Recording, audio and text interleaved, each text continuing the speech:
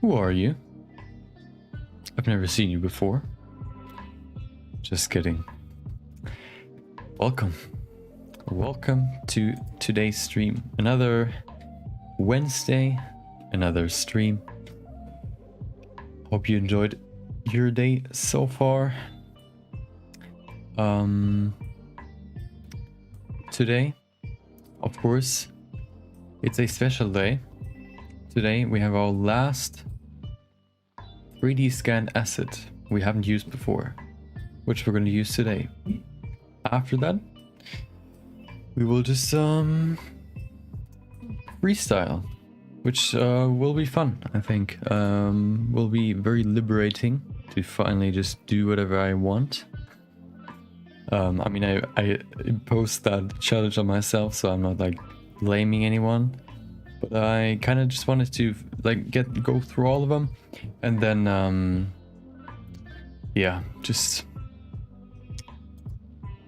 at some point I kind of wanted to like, I kind of got tired of having to use a certain item every time, because that kind of like limits me in terms of what I can do with it. For example, with the fruits yesterday, the fruits and vegetables, dude, there were like, you have this table of like 70 vegetables and fruits, and then first of all, what are you supposed to do with that? I mean, you can probably do something super like super abstract, but sometimes, you know, I kind of wanted to like, abstract stuff isn't really my specialty. I kind of like, or I prefer more realistic stuff, so abstract isn't really my strong suit. So yeah, always having to do some abstract stuff, because you don't just want to use that object and put it in the center of the screen to make it the focus. It was kind of hard sometimes, so it'll probably feel good to tomorrow finally just do whatever I want. Maybe at some point I'll go back to my random items, but right now I think I would prefer freestyling. So of course we've been talking about it the whole time. Quick sketch day 38. I've started I started uploading since yesterday. I started uploading my quick sketches to LinkedIn. It's like they've made quite a few changes. Most people would probably think like LinkedIn is more for stuff like finding a new job, and it still is. There's also like, they set it up now so that it's similar to Facebook, where you can just basically it operates almost like Facebook, where you can like post stuff like images or videos or like just content in general, and then it can be seen by all the people that browse LinkedIn. I think it's one of the, I think it has like 800 million users, and yeah, I think they just recently made that change where you can like, where they adapted more of a model that Facebook has in terms of content and interaction with the site. The only 3D asset we haven't used yet is a vase statue.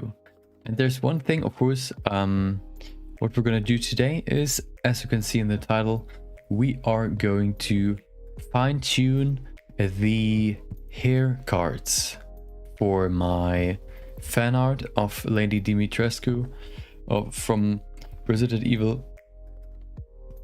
Excuse me, Resident Evil 8. They kind of look like I think I've made them too dense right now. They look more like tape rather than actual hair. You can't really see the individual threads.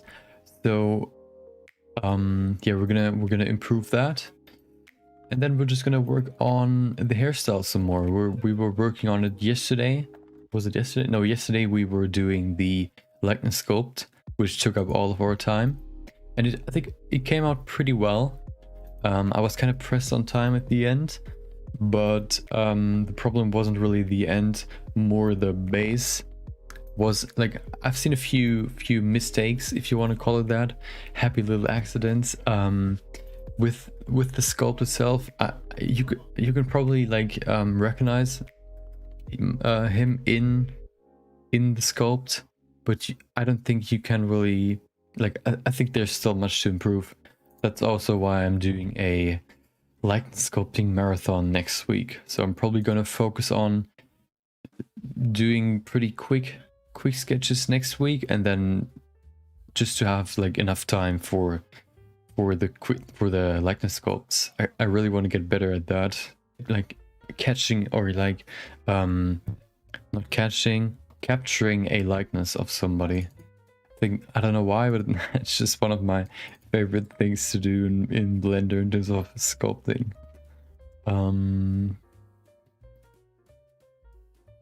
Oh, extract here. You can't really see what I'm doing. It's not that bad though. Okay, we have a vase statue. I'm gonna import it, and then let's see if the textures are already applied. File, import. It is a OBJ, I think. OBJs are our favorite. Nope, not in here. It is the vase statue. OBJ, there it is. Okay, perfect. It's pretty big. Let's make it smaller. Oh, and so what I'm gonna do on LinkedIn, I'm kind of posting the same video, like in terms of video or like imagery. I'm gonna post the same, basically quick sketch speed art, if you want to call it that, of the previous day's quick sketch, and then I will like talk about a random topic. Yesterday it was what was it? How I achieve, or how I go about achieving my goals, or working towards my goals at least. And today it was how I, or what is one of my favorite techniques for improving whatever I do when it comes to Blender, or basically everything I do. My technique, my favorite technique I use to improve, basically. Okay, let's see. Textures applied or not. Material preview. Today is going to be a more chill day. Oh, they're applied. It looks actually pretty good already. I don't know if we're going to use the textures though, because then we have the shadows are already baked in. They're part of the texture, so we can't really affect the shadows that much anymore. So we're probably not going to use this. So let's remove it. Okay, the music is quite quiet right now. Is it? Let's see. Next song. I think it can be a little bit louder. Let me bump it up. Yesterday it was pretty loud. I think that's pretty good. Okay, perfect. We have we have 10 hours of no, how much? 10 hours and 30 minutes of songs, so we should never run out of new songs you haven't heard in the same stream before. So, okay, I think we have everything. We can start. Copy text, okay. Okay, so my timer's ready. I am ready. Hopefully you are as well. Yeah. Recording, and there you go. I would say, ready? 3, 2, 1, go. Okay, so what are we gonna do with this? Of course, as I said before, first let's remove this. Hold on. Wait, what? Okay. Oh, there's the second one. Wait, what? Where's the first one? In the center? Well, see ya. Okay, let's remove the second material. We only need one. Okay, we can probably assign all of these vertices to that. And let's see. Oh, I have an idea. Or do I?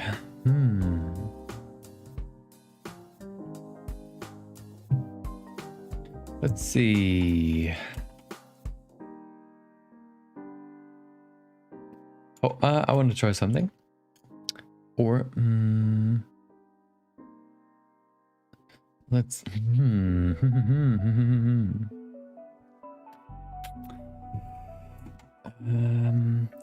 okay, let's try something abstract. Just as I said, abstract isn't really my strong suit. I'll try something though. What if we go in here? Okay, we can't really do that. We'll just use a remesh. Perfect. We use sharp. Put the depth higher. Maybe something like this. Not too much or too big. That's too small. Okay. You know what? I think I'm going to use this. So...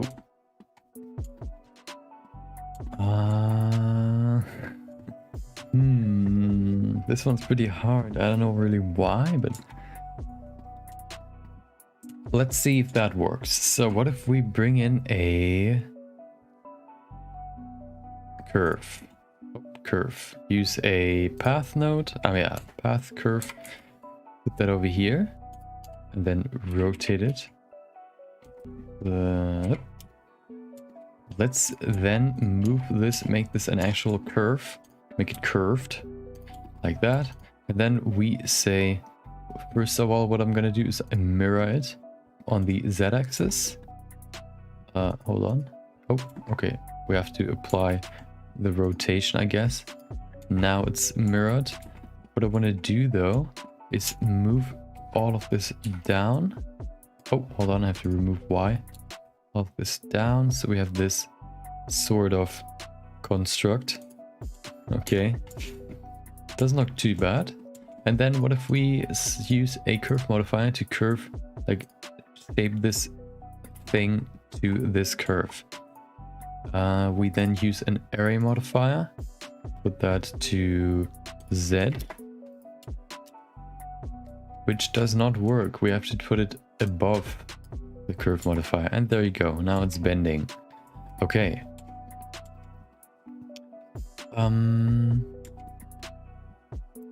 Let's shape this now. We can say not relative hold on. Fixed count, switch that to fit curve. And then we select the curve, and now it always fits right onto this curve. If I make this longer, at some point it should become longer. I guess not. Well, then let's just use fixed count. Oh my god, I was just done eating, so I'm full right now. I apologize. Where's my curve? It's gone. Let me just grab it from my collection. There it is. Okay, so let's go in here and shape this a little bit differently. Let's remove the array and curve modifier for now. I kind of want to work a little bit faster. Okay. What if we move this over here? We have to shape this. Then we make a nice twist, like a looping. Okay. Just freestyling right now, nothing great. Okay. Then we bring it back and increase the count. Okay. Looks pretty cool. Well, relatively cool. Where's my curve? My curve is gone again. Bring my curve. There it is. And I also kind of wanted to when we're done with this and we're gonna work on the real-time hair, I found a website that has interesting questions. Stuff like, do blind people dream visually, for example? Stuff like that. I was kind of interested in that, on that, like in that side. So maybe we can like talk about a few topics while working on that, just to make it a little bit more interesting. Yeah, that's basically today's stream. Pretty chill. More about talking and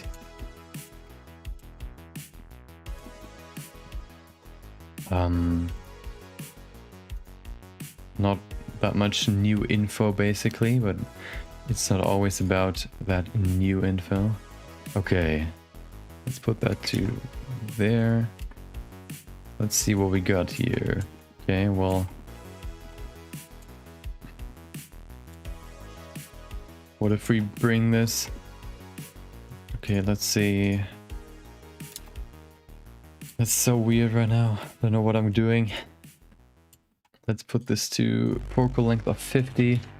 And then we bring it closer to fit the whole scene. Maybe even put it... Oh, I have an idea. Oh, actually, can I even do that in that amount of time? Let's see. Okay, it's still... Okay, we have to... Let's put it to 10. That might be too much. Maybe not.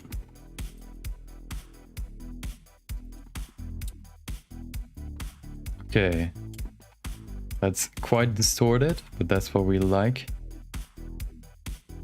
Okay. Then I bring in my good old cube. Make it bigger. That's for the mist in the air, the particles. Put it back here. And there you go, that should be enough. Let's make it a little bit bigger so we have some more room. Okay, let's put this to a good old display as wire, and there you go. Then we go into rendered view. We see nothing, of course, because this is still a solid cube. Let's remove this and bring in a principled volume into volume, color white, still pretty dense. Let's put the density. Hold on, before I do that though, let's go to the world and put in an HDRI so we have some sort of lighting. HDRIs. Which one could fit? This one could actually fit for like a cave setting. Let's see, where's the light coming from? Okay, we should probably rotate that a little bit. Rotation. Put that more to something that is lit from the sides. That's better. We also want to separate the background from the lighting. Oh. Shader, mix shader, background to shader, input, light path. Okay. Color. Let's keep this a... Oh, what about white? Doesn't really make a difference. Let's use black. Okay. Let's go back to the object.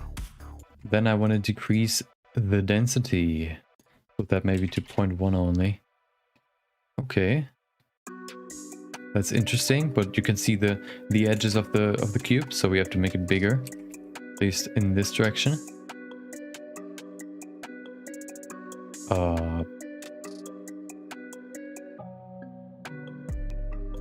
Okay. Probably also higher. It shouldn't be too bad though, so we don't have to worry about it too much. And then what I want to bring in is something else.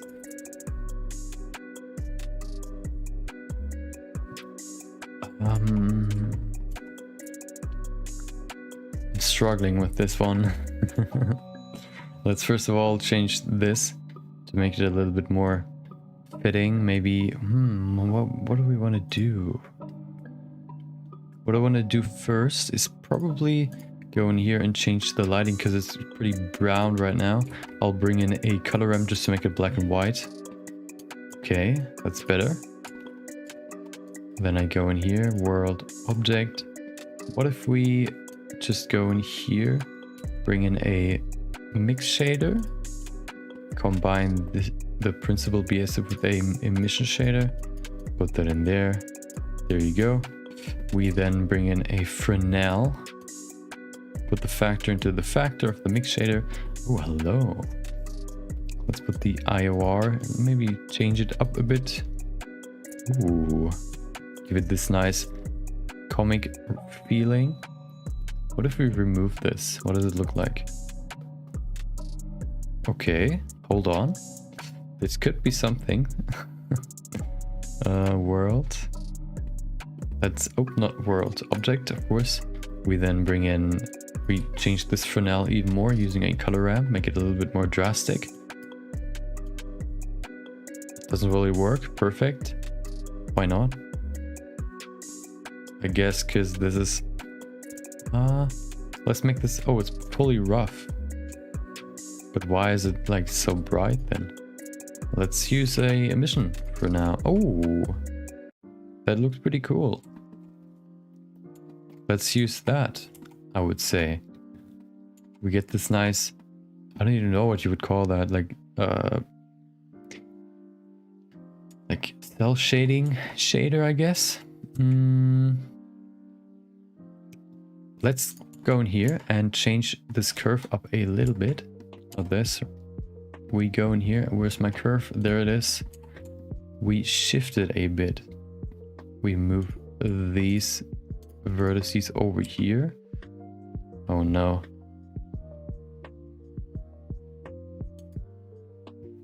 Okay. Twisted. Perfect. Then move this down. And there you go. It's quite low. Do we really need the second curve, like the second array board? Let's see. If we remove that, I think that's pretty good already. So let's remove the second one. Okay, let's then go back into here.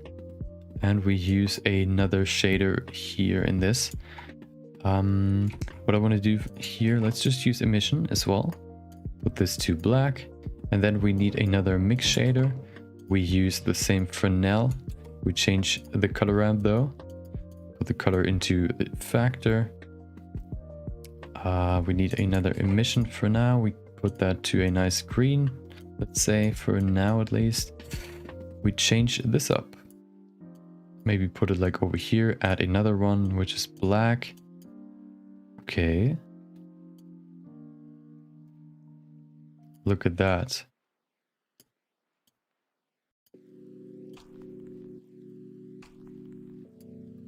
Perfect. Just trying to get some more colors in there. Makes it look kind of funky. What I also want to add, where's my, okay, I deleted my cube, so let's bring it back. I'm not going to use volume metrics. I'm going to use it for something different. Okay. Let's then make this a wire. Make a new shader for this one. Just put that to alpha 0 so it's not visible. And then we can use this as our particle object. We add a new particle. Put that to 1. We then say source volume, and we need of course a volume, which will be, I mean a particle, which will be just a plane, a plane.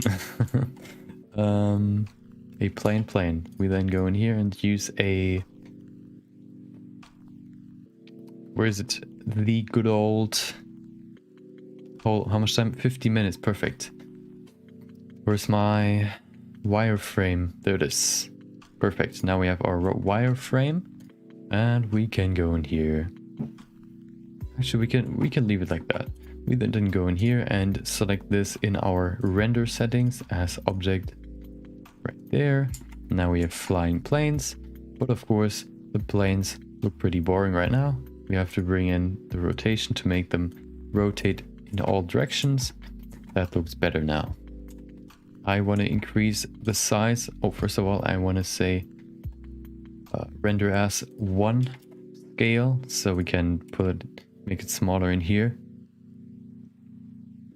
I prefer that rather than doing it in the particle settings. Then I want to bring in a shader for this one as well. Remove the principal BSDF, put in a emission shader, and put that into the surface. Perfect. Let's then go and make this a little bit thicker, the wireframe. Maybe 0.3. Okay, that's better.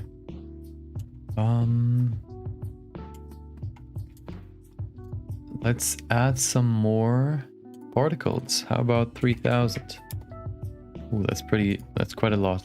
We have to change something though, which is in the render settings. We have to put the scale randomness to 1.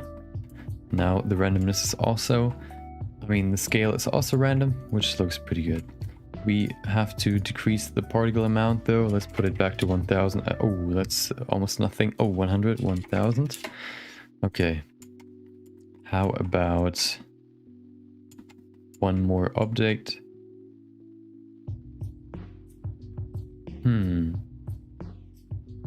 Or let's change this up a little bit. 12 minutes, perfect. We use another, let's not use the Fresnel, we use layer weight. Put the color ramp in there, put another mix shader in here. So we have some more room. Another emission. Bring that maybe to a blue just to check how it looks. There you go. Use facing. And then let's adjust the settings a little bit. So what do we have here? Let's bring it back to standard settings first, and then we can adjust them. I think that's easier than working like this. We can probably invert this. Okay, that looks pretty good. Make this maybe a little bit bigger. Let's see what happens if we change the blend. Okay. There it is. Okay, let's put it to constant. Oh.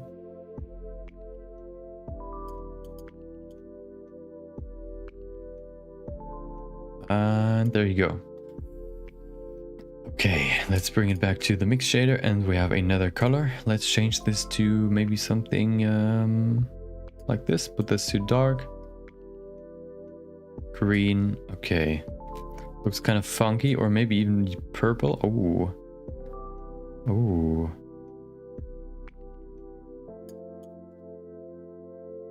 Oh, we're getting funky. That might be kind of too funky though. Let's bring it back to something, or actually, I want to be funky today. Let's then go in here and maybe change the color of these planes. Where's my plane? There it is. Where are my oh, there it is. My material. Put this to a nice green. And then I want to add a second emission plane. Duplicate this. Put this over here. And call it nothing, because we're just going to change the color. And then go in here, change this number to 500, because we're going to split it up into 2 colors. The second color will be in the second particle setting, which will be the pink one, or the magenta, I guess. Put that to volume, rotation, randomize, render as an object. Instance object, this plane, pretty non-visible because we have to put the scale to 1, and there you go. Looks pretty trippy. Let's save that. Oh, which is the quick sketch day 38.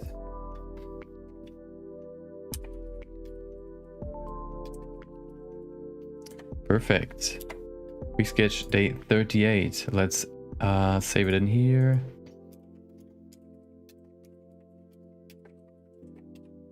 Okay. What I'm gonna... Should I... I don't know if adding a depth of field will destroy the look of this 8-bit like look. You know what I mean? I think... I mean, we can try. It's like... There's nothing we can't try. So let's do depth of field and... Oh, hold on. Activate. Select this empty. There you go. And reduce the f-stop to 0.5 or so. Oh, this might actually be pretty good. We have to put this pretty close to here so we can see where the focus is. 0.5 might be a little bit too little. Maybe 0.1. And bring it back in here. Yeah, that might look pretty good. Okay. What if...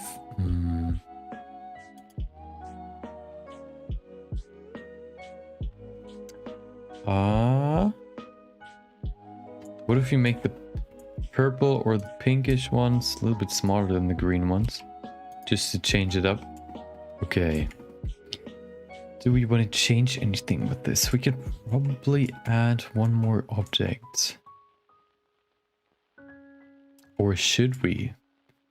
I mean, we can try. What about a cylinder? Which will add a... Oh, we have to position it first, I would say.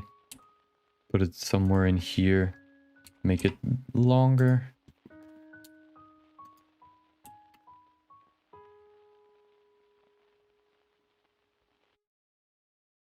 Rotate it in a certain angle. Something like this, maybe. Pull it higher. There you go. Then we duplicate this and bring in a wireframe modifier. We give this wireframe modifier the green glow and go to this cylinder and give it another emission or just nothing. I think that looks kind of weird. So I'm going to delete it. Oh, not this one. Okay.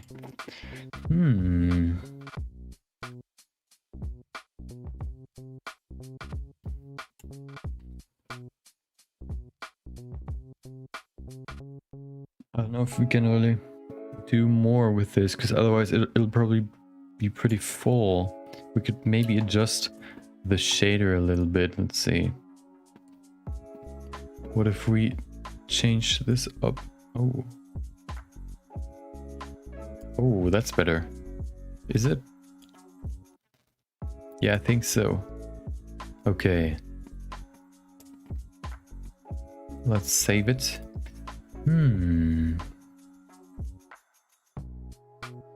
What if we remove the particles just to see what it looks like? Nope, without it, it looks kind of empty. What is this? Oh, that's my previous cube. Let's remove that. Let's put that all into the geometry collection. And there you go. Yeah, I think we're done. I don't know if we can really do more with this.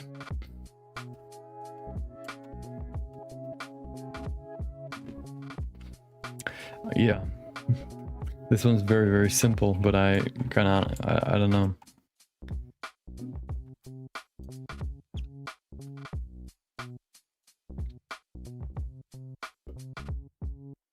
I don't know what I want to do with this, to be honest. Let's play around with the modifiers. Maybe we can find something interesting. Okay. Array. Oh.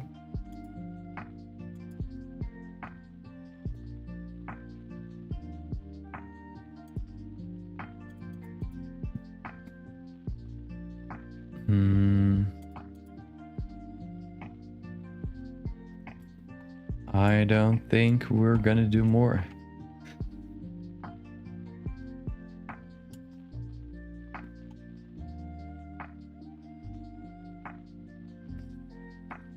yeah.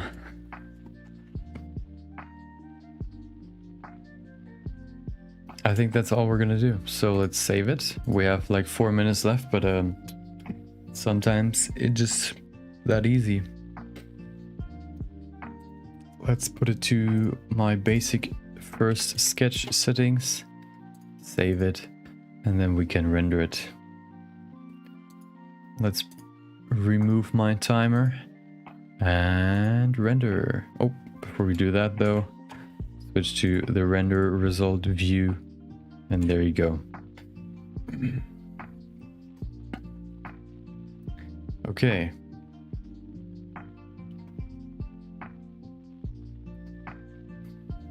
Okay, let's see what we can do with this in the compositor. Probably not much, but we'll see. We don't need this. I always delete that. I never like save my new preset file basically.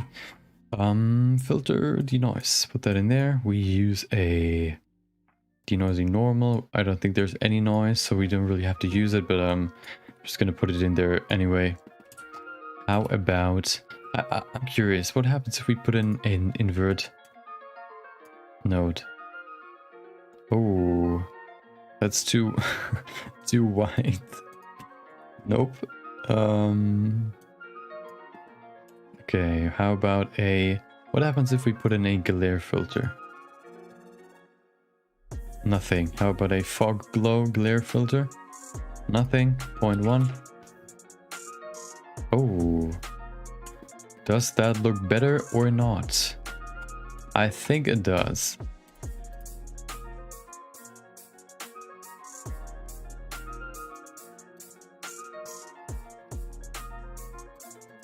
Let's leave it at medium. I think it does. I think it does. Just gives it more power. Makes it look more like it's glowing instead of just being an 8-bit object. What about some crazy lens distortion? What about distortion -1? Oh, that's way too much. Oh, negative. What about -0.5? Oh no, I think the distortion from the camera is already pretty big, so I don't know if we should really use more. I do not think so. How about dispersion? Oh my god. How about 0.5? Okay. Looks very, very trippy. How about now? -0.5 distortion. Oh.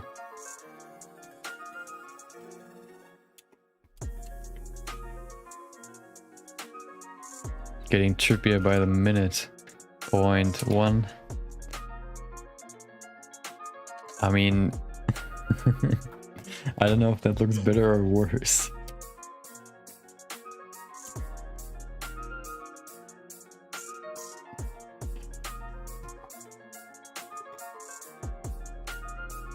Dude, I don't know what's going on today. Today I'm just tired. But we're gonna keep going. There's nothing that can stop us. I think I will keep this not. I think I'll leave it like this. I think that has more character than this. This is just a huge distortion that removes all features that it had before. So that's it. Save it and render the final image. Shouldn't take too long.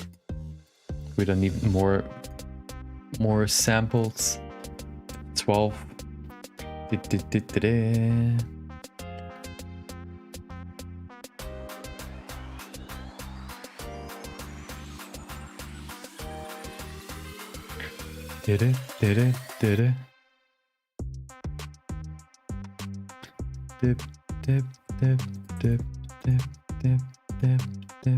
Okay, perfect.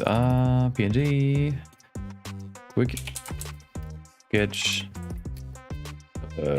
day 38, 1920, by 1920. I think it's time for some Photoshop action. So let's switch over there. Oh, before I do that though, I'm gonna open my image, my quick sketch project. There you go, quick sketches 38, and there it is. Then switch it. Okay, and there you go. 3, 2, 1. Woo! Perfect. Okay. So, what can we do with this? What can we do with a drunken sailor? I don't know. What can we do with this image? Let's see. Color lookup maybe? What about this? Oh, even more color. Oh, that looks pretty good actually. This also looks pretty interesting. Oh, that's very, very saturated.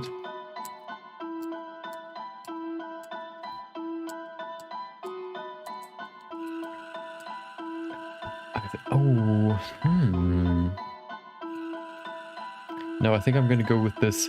What was it? Let's go back to the top. Which one is it? It is this one. I think that's the best one out of all of them. Oh, hold on. I think that's the one we're gonna go for. Next up, what else do we have here? We have color lookup. We already have that. How about some dynamic?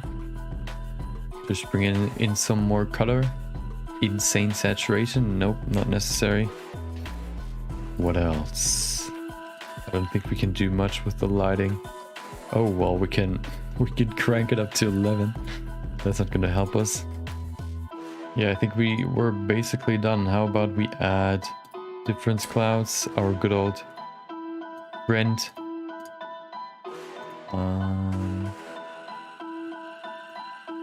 Let's see if there's anything useful in here. Mixing that in. Okay.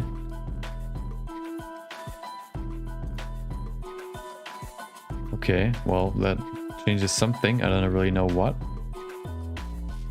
But it's not really working. No.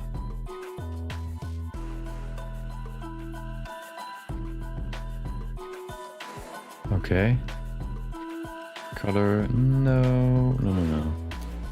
Let's not use that. Come on. We don't need you, clouds. We don't need you. Let's save this now. I think that's pretty good. I think that's all we can do with this.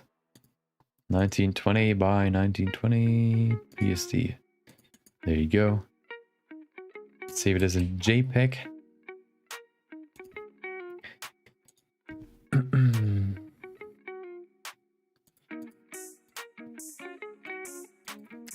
Quick sketch 38.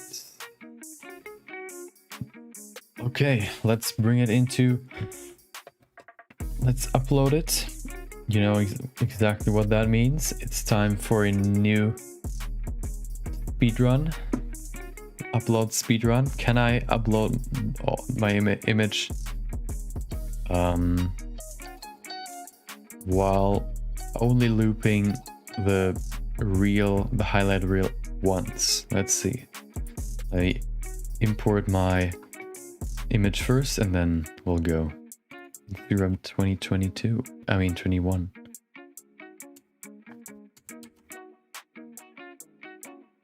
Okay. Perfect. Let's go back to, of course. And let's switch to quick sketch upload. Have fun. I'll be back. Oh, before I do that, there you go.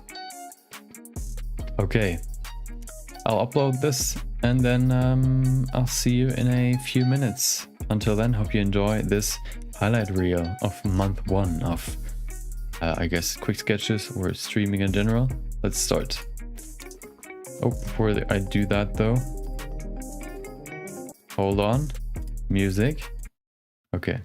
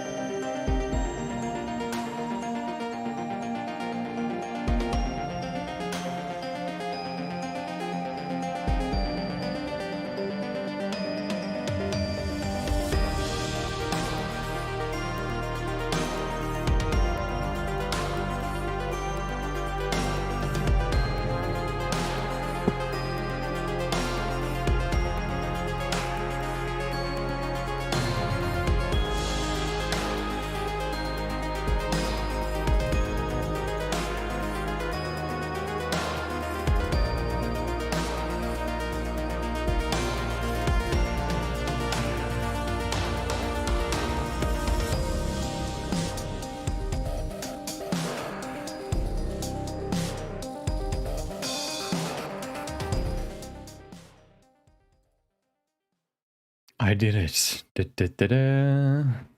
Perfect.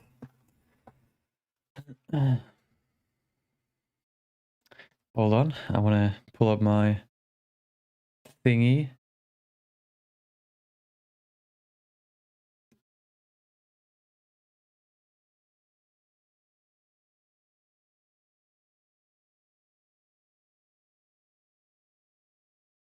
Oh, no music means absolute boredom.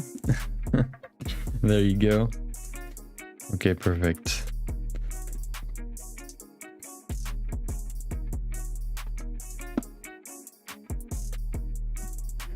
So, we're ready to go back into the world of hair cards.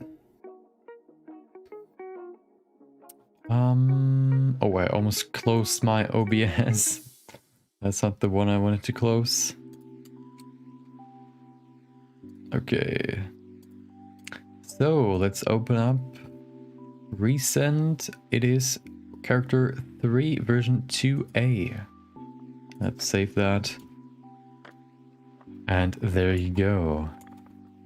Hello, welcome. Welcome back. As you can see, we've added a few more strands just to fill out this volume, I would call it, trying to like plug some holes. We're gonna do the same on this side. You can see some huge emptiness, like a huge emptiness over here. Yeah, we're gonna do that today. And also, if we look at the rendered version, we can see this doesn't really doesn't really look like hair. It kind of looks more like, especially down here, where if you see like the end, it looks more like tape, if you want to call it that. So the first thing we're gonna do is we're gonna update those textures. The easiest thing, of course, is just to go over here to my hair card scene, and there's my hair card. There you go. So we probably have to go in here first and change a few settings. So what do I want to change? I want to reduce the amount of hairs, first of all. So let's go in here and change the settings. We can probably just reduce the amount of display, children. Put that maybe to 25. Let's see what that looks like. Okay, that definitely looks better. Now we can see through it a little bit better. I think we can go even a little bit deeper. Not deeper, but shorter. We can also probably go into the hair shape, put the tip to 0. I think that's better. So we have actually like an ending, not like a harsh end, but we have individual hairs. That definitely looks better. Yeah, we've made a few changes. Let's apply them. Let's save it and then render this and see what it looks like. Put the image into image and render. Let's save it just to be sure. You could never save too much. Okay. So, wait, what? Hold on. There's something wrong. Did I? Oh. 25 render amount. Now, let's do it again. Okay, that's better. We could maybe also introduce a little bit more randomness, because right now it's pretty tame. Let's do that real quick. We go into the there it is, randomness. Put this higher. Let's go to solid view. That's easier. We can now better see what's happening. Oh, put the size down. Something more like this, maybe. That's maybe a little bit too much. Yeah, maybe 0.5. Let's say 0.5. 0.5 looks pretty good now. Let's go back to rendered view to see what it looks like. Yeah, I think that's better. We have some more free-flying strands now, which can really help sell this hair feeling, because before it looked like one big strand of hair that was like glued together. Now it's more individual hairs that like move individually. So let's save that and render.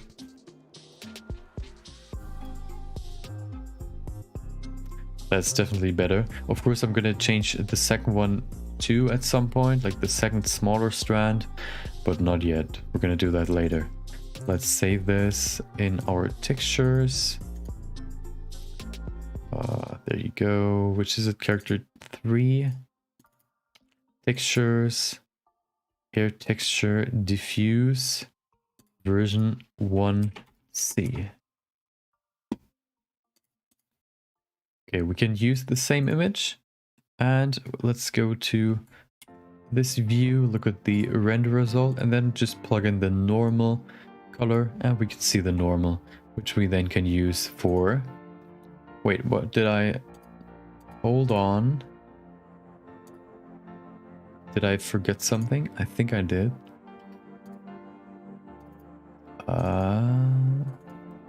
Yep, I did. We have to change something. Let's go back into the performance. No, film settings. We have to enable transparency. We have to render it again. And now we have some transparency. Not in the normal channel, but in the image channel. That's the one we wanted to save. So image save as version 1C.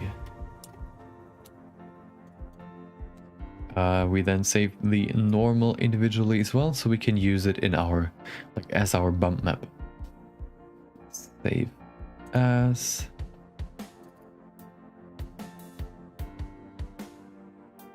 Oh. Save the image. Image save as. There it is. Call that version 1C. Save as image. Perfect. Let's go back to the rendered 3D view, and I think we can go back to the character. There you are. I will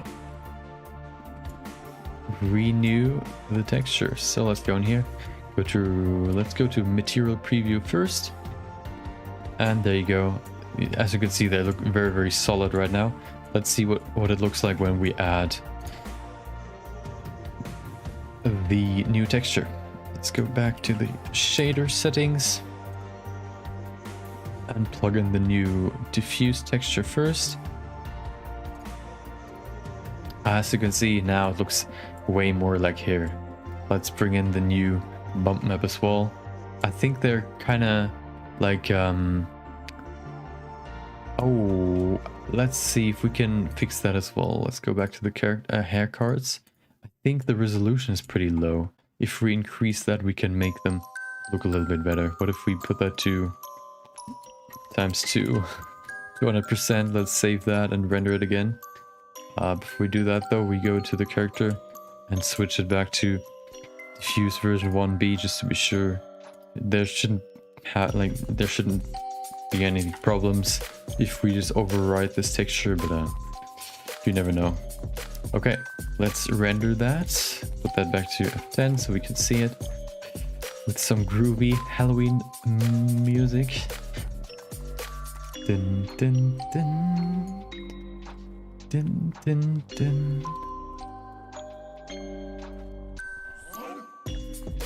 Okay, almost done. Now it should have more resolution, definitely like twice. Oh, and we can save this first.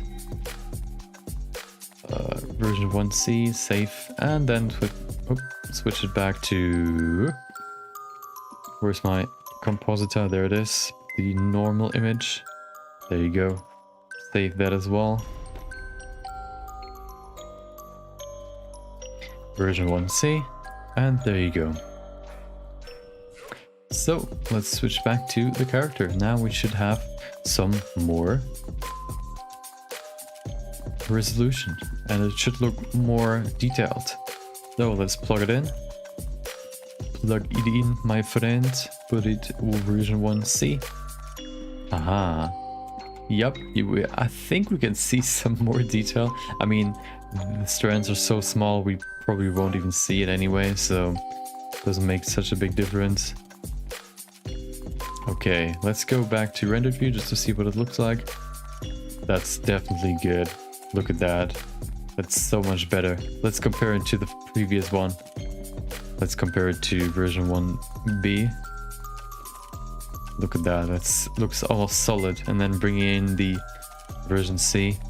You can see individual hair strands. Perfect.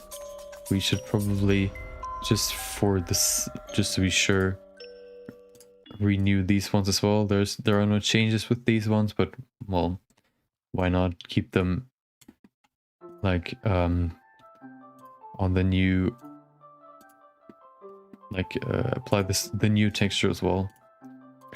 Okay, in here as well, normal, there you go. Now that, excuse me, now they are have more resolution as well, which should help as well. Oh yeah, as you can see, these are also like pretty solid.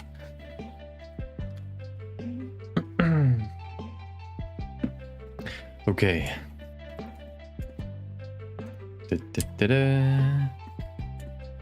Okay. Let's go back to material preview. And they should also be... Are they? Did they... They should be like improved as well now. Are they? They look... Yeah, they look better. Let's look at it from afar. Yeah, look at this. We can see some individual strands right now, which really helps sell this hair look. Of course, we're gonna add another layer of hair cards as well, but this in itself already looks better. Let's go back to the material preview and we can work on this some more. So, let's look from this view. Let's look. I want to fill this side first with enough cards that there's like no room to look through anymore. I also want to bring in my reference sheet.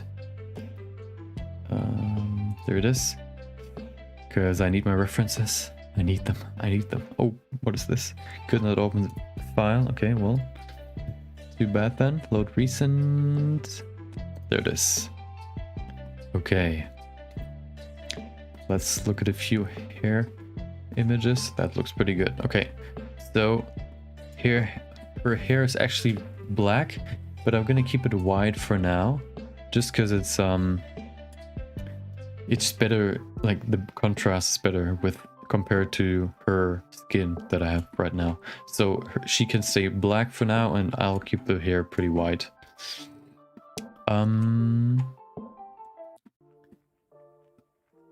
Okay. Let's see. Where do we need some more? Let's bring it in here. Look at this. Wait, hold on. If we're gonna do this in real time anyway, why don't we switch to Eevee? Oh, of course. we have to enable the blend mode first. Alpha blend, maybe? Oh. Okay. Or maybe not blend. How about alpha hashed? That looks a little bit better, does it? But it's like... Is it inverted? No. Where's the light coming from? What is this lighting? Hold on. Is there any light in the... Oh, this light. Now there's no light. How about we bring in an HDRI just to have some light? There it is. HDRI. How about we use this one? Okay. That looks pretty good. As you can see, the individual strands. And as you can see, still working fine, dandy. No jittering, no slowing down. Oh, do we have some... Wait, what? Oh, we have to change this as well. We have to enable alpha hashed, I guess. Yep, there you go. Perfect. Hair is starting to look good. And we can probably also now work in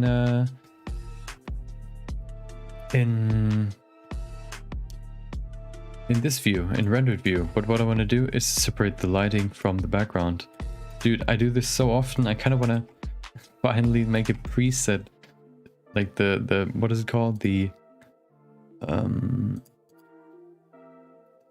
not factory settings, save startup file. I want to include this setting in there because I always change that. I want to have a different background and still let my keep my lighting like this. Okay. That's better. She looks kind of weird right now. Maybe we should use a different HDRI. Let's see what we have here. Maybe this one? Ah, that's better. That's better. Okay, perfect. So. Okay, let's see. We need some more strands in here because we can still see a few. I mean, these holes are not that bad. but we definitely need more because they still look kind of abandoned, or like the individual strands, we can like really see them right now. This should more like be a cluster of curls that you can see here at the bottom. So we have to add some more. First of all, let's go in here and duplicate this maybe. Ah, there it is, the real time. Okay, real time working. Oh, that feels so good. Okay, let's see. Bring this over here.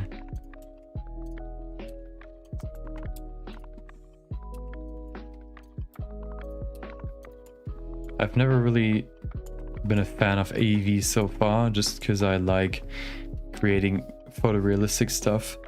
But of course, if we do this kind of stuff, like real-time hair, we have to use this. Also, I haven't really figured out Eevee too much. I haven't like messed with it too much. This may also be like a topic at some point, just messing with Eevee, trying to learn the workflow some more, like, or like learn it, like getting to. Oh, hello. Hope my internet isn't acting up too much. Had a quick disconnect, never had that before. Maybe that's just my router saying I'm tired. I don't know. I noticed something today, which is or yesterday actually. Like at work, like I'm working from home right now, and when I plug my LAN cable in my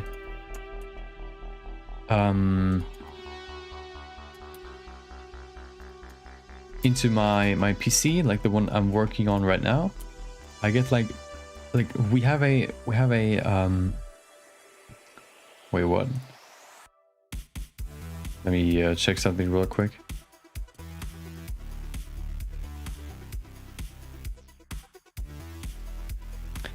I think one of my streams just died. Just one of them. Let's see.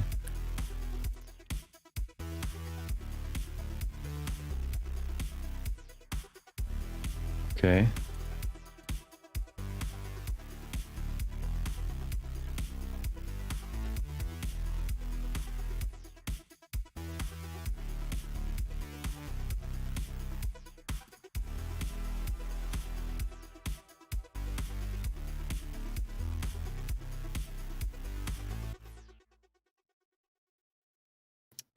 So apparently my Twitch stream just died, I guess. Or did it? Oh. Hello? Maybe not.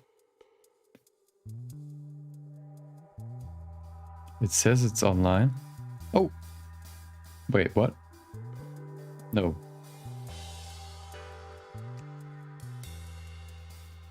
Wait, what? Let's see if it's offline. That's weird. Yo, no.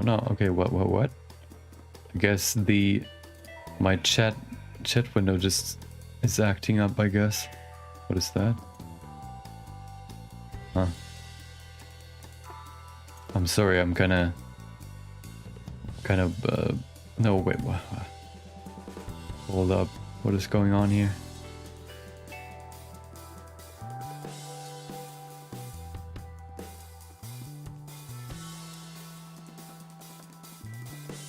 Uh-huh. Wait. Okay, well. Okay. Okay, it should work now. I don't know why, but my chat software is like. Let me restart. Maybe it's like. Oh, now it's back up. Okay, perfect. It just displayed one of the two chats, which isn't really how I want it to be. I see something real quick. Let me adjust my window. I think it shifted a little bit.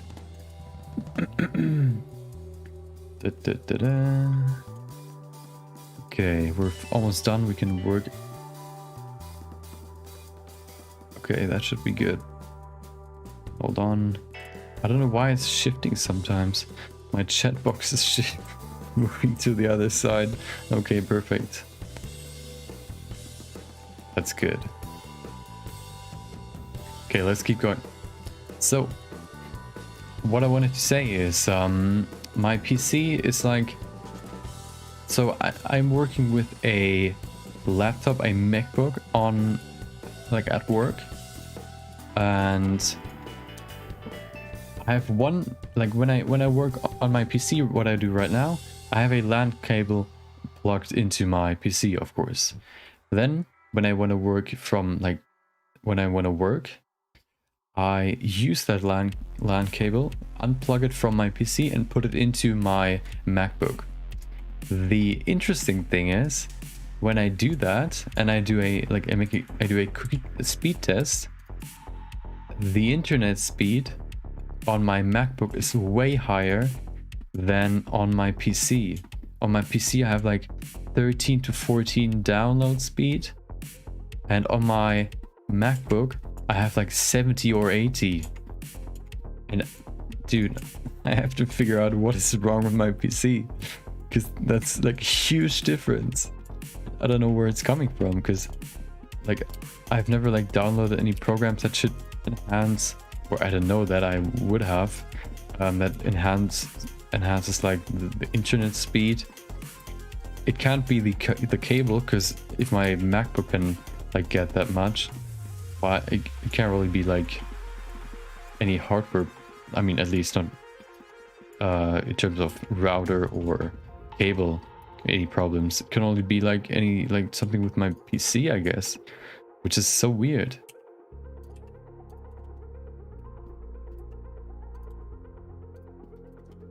So yeah, I have to figure that out. I don't know what that is.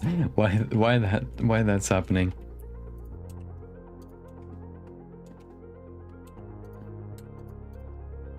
So weird. Okay.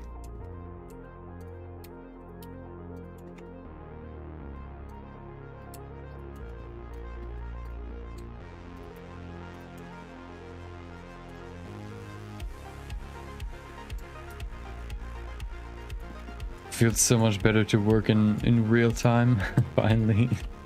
Just moving these hairs without having to see the black background in the material preview. Feels so good. Okay.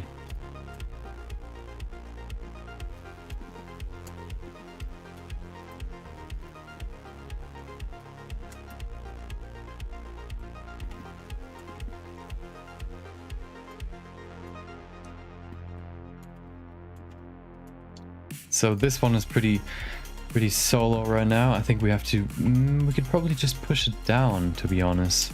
Pretty high up. So just grabbing it and pulling it down should fix the problem.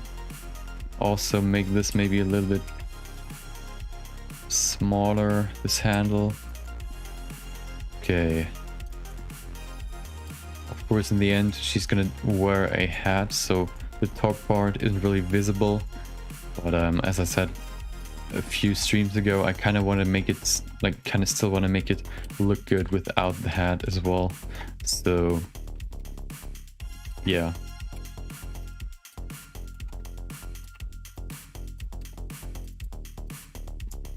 Okay.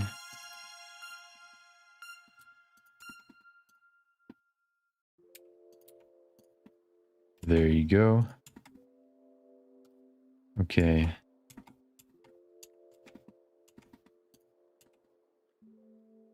There's a wave in there. Let's fix that. Okay. Let's look at the hair. Okay.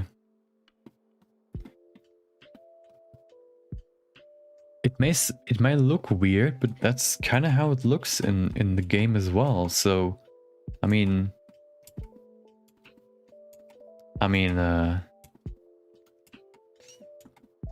we should probably just fill out the volume now, adding some more. So let's do that. I guess we could probably... Yeah, let's fill this space now. We can just probably just grab this and then pull it. Let's use this actually. Looks pretty good. Pull this over here. Rotate it. Okay. Pull it up because we need some more space up here. And let me pull up the website as well with interesting facts. Let's see if I can find it. I saved it on my phone. Do I still have it? There it is. Science questions with surprising answers. Okay. Are you ready for the first question? Okay, the first one we already had. Do blind people dream in visual images? Let's see what the answer is. Yes, blind people do indeed dream in visual images. For people who are born with eyesight and then later went blind, it's not surprising that they experience visual sensation while dreaming. Dreams are drawn from memories that are stored in the brain as well as from brain circuitry that is developed while experiencing the outside world. Therefore, even though a person who lost his vision may be currently blind, his brain is still able to draw on the visual memories. Okay, what about someone that was blind from the beginning? I guess they can't really... Oh, for this reason he can dream in visual images. What is more surprising is the discovery that people who were born blind also dream in visual images. I kind of wonder how that works. Like, where do they get that where does the mind grab that info from? I guess they just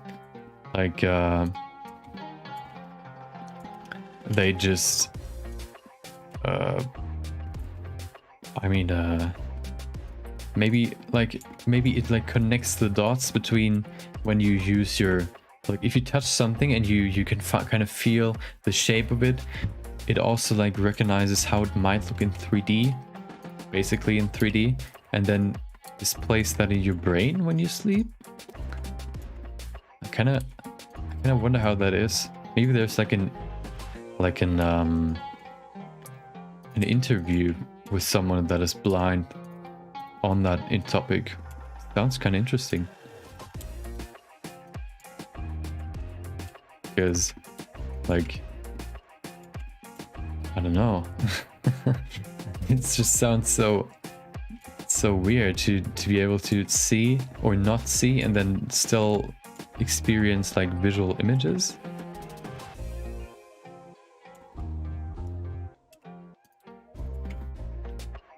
Okay, let's rotate this around.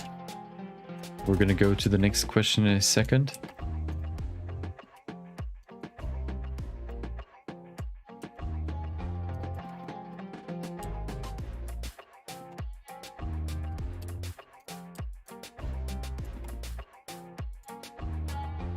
The hair is so delicate you can't even see it anymore.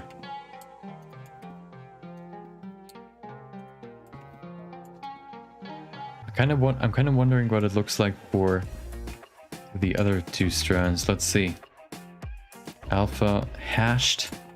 Yeah, you can. It still looks kind of janky because it's so harsh. Let's go in here. Alpha hashed. Okay. Let's go back to her. Where was the strand we were working on? I think over here. Okay.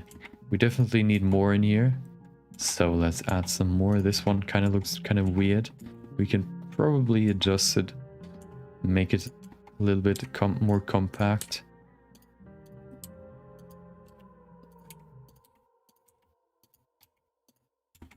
Okay, that's better. Also move it over to the side.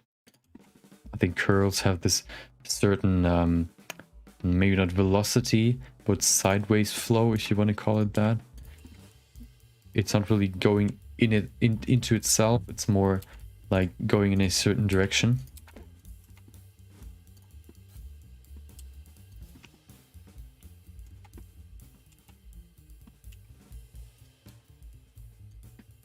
Okay.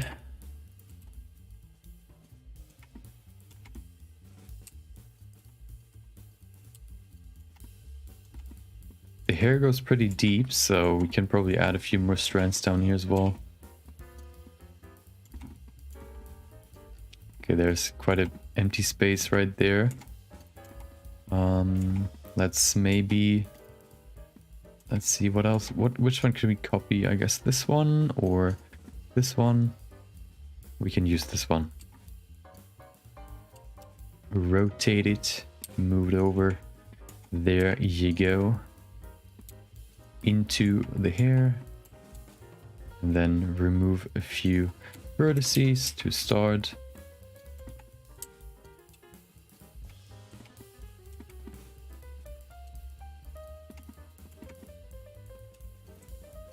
Okay.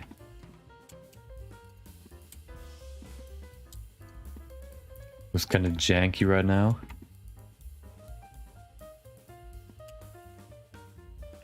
What if you make this a vertical curl?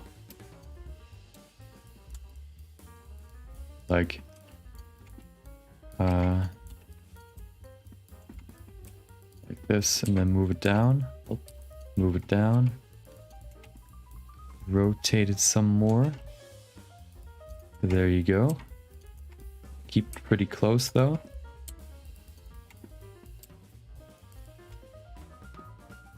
Next one.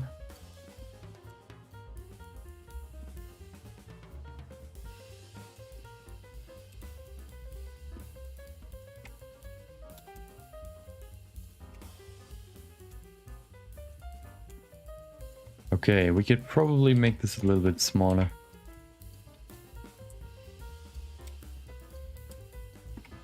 And then twist this as well. Okay, yeah, that looks pretty good. That's a new type of curl we have just introduced. We're inventors of new types of curls. Okay.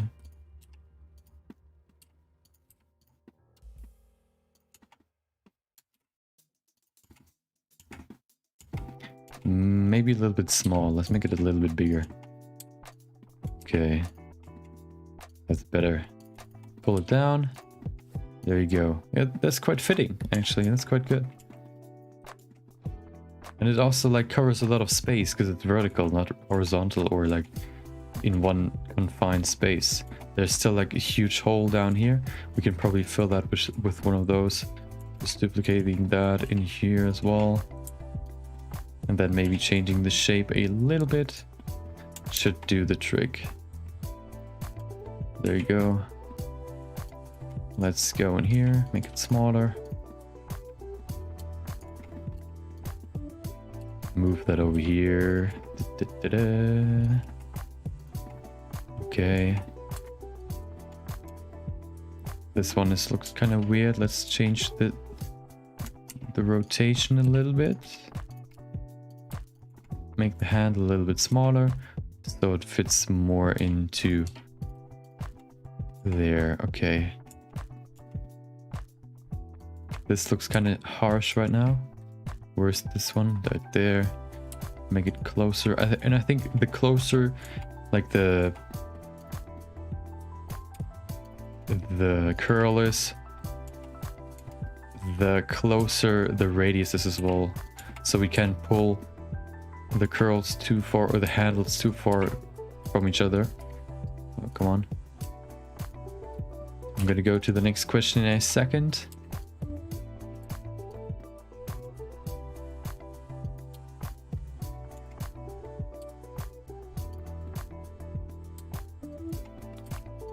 Okay. We could probably fill this up a little bit as well.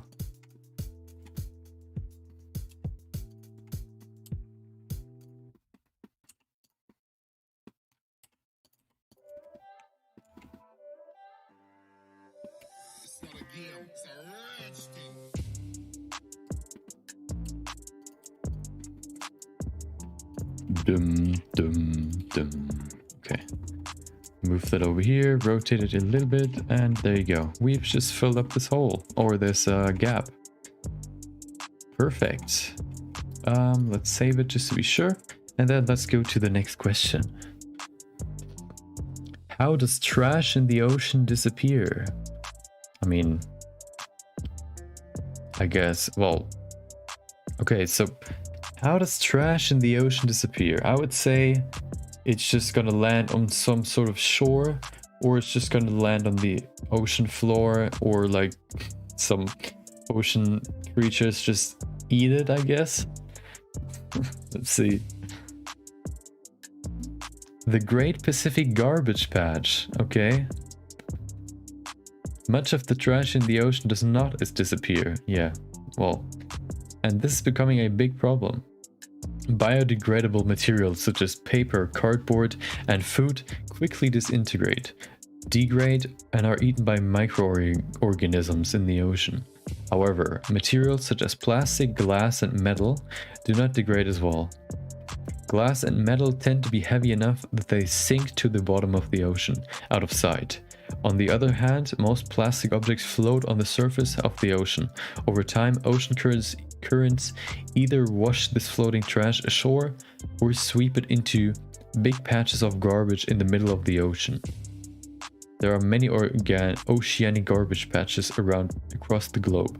The biggest one lies in the northern Pacific Ocean and is called the Great Pacific Garbage Patch. Oceanic garbage patches are formed by the tendency of circulating ocean currents to gather floating debris into the center of the circulating pattern.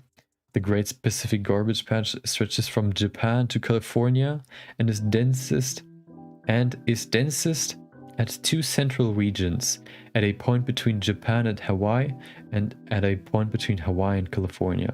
Most of the floating non-biodegradable trash that makes it to the Great Pacific Garbage Patch stays there. For this reason, the garbage patch is continually growing. Oh my god. I wonder how that looks like. I think at some point you can just start like, it's becoming like, it's just gonna merge together into its own like island. And then you have your garbage island where you can stand on and build houses on. I'm kind of interested how that looks. Like, I wanna what you have to think if you like just are in a cruise ship and then you like just like you cruise through like tons and tons of piles of garbage in the water. That must be so weird and so like, I don't know.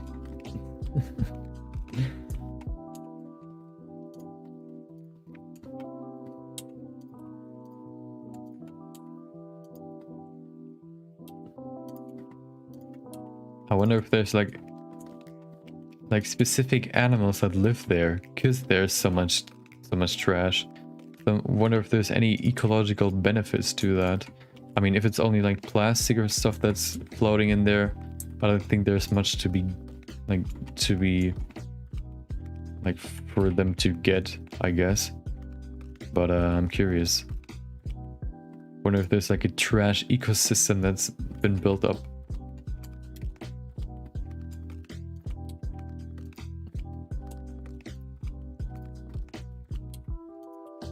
Trash Atlantis, maybe.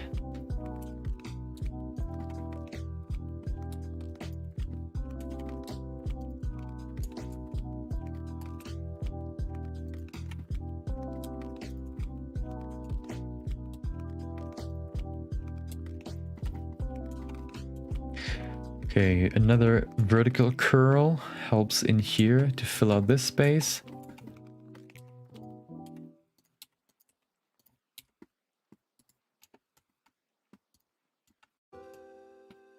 We still have a lot of space right there, or like gaps, so let's fill it. I mean, we could probably also put in a vertical in there. Vertical is my new favorite type of curl, just because it fills so much space.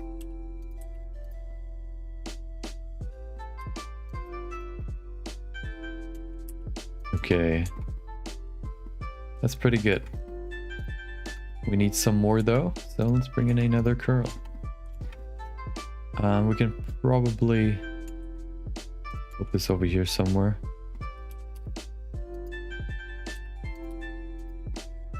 Okay. let's adjust the shape. I mean, if you imagine like all the trash that you can see in some videos where like the whole coast is filled with trash, I don't even want to know how much trash is there on the ocean, like in these big patches. Or what if we what if you go down into the ocean, to the ocean floor, you want to see some sick animals or like fishes down there, and all you're getting is trash. All you see is trash, piles and piles of trash.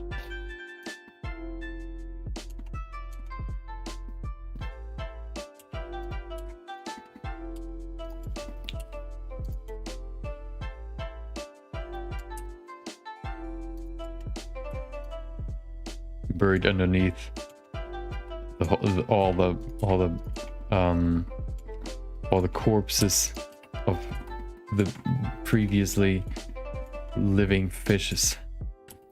Now it's just a pit of trash and death. That makes me think of this zone in Monster Hunter World, the one like the pinkish coral zone, where there's always like corpses falling from the sky. Like there's always trash falling in there.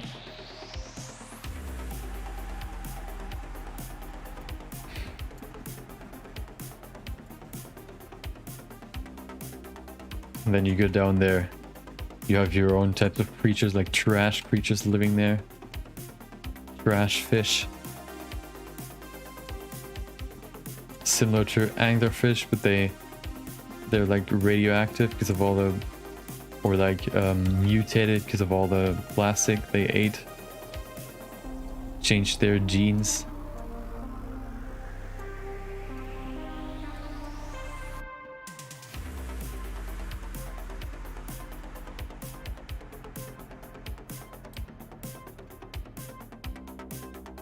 Okay, what else? What's the next question? Hold on.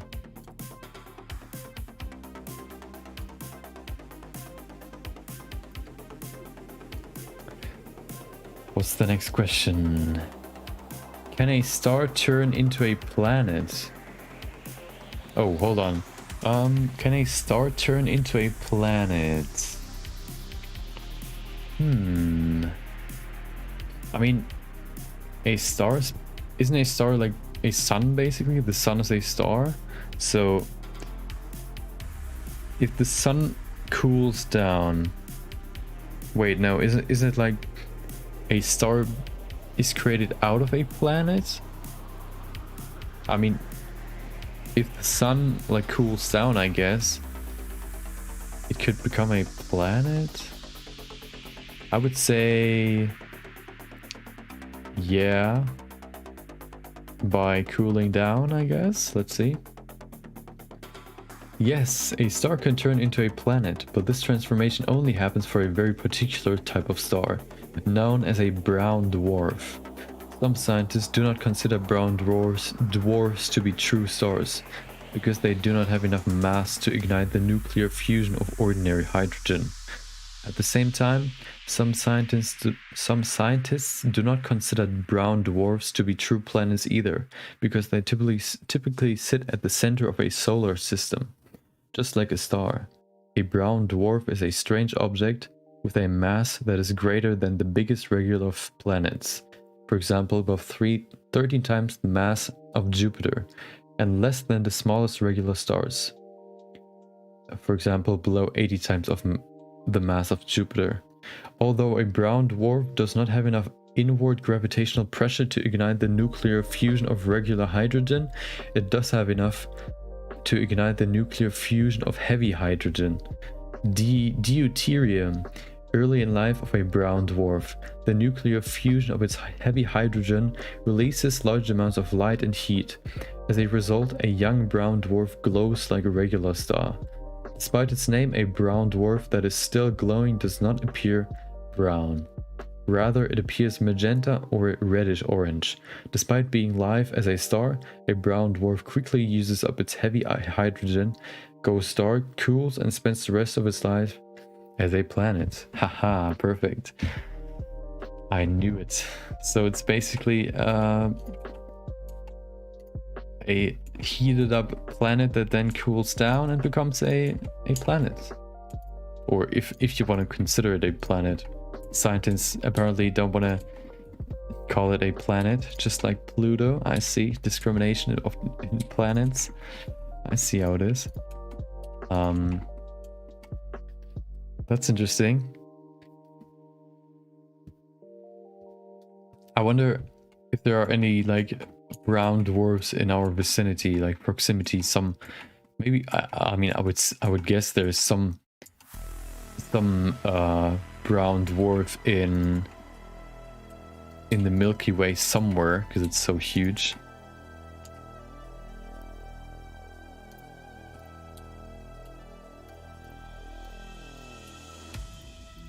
Brown dwarf. That's an interesting name. Sounds like a World of Warcraft account name or like profile, like a character name.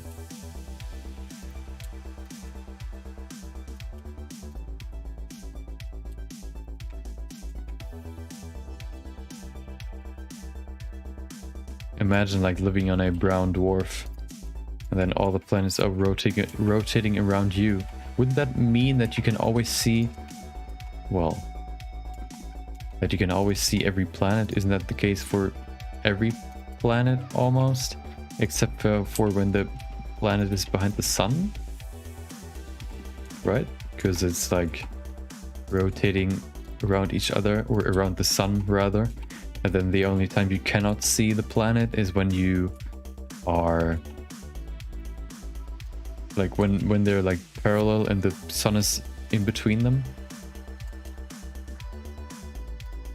Right? That's how I would think of it.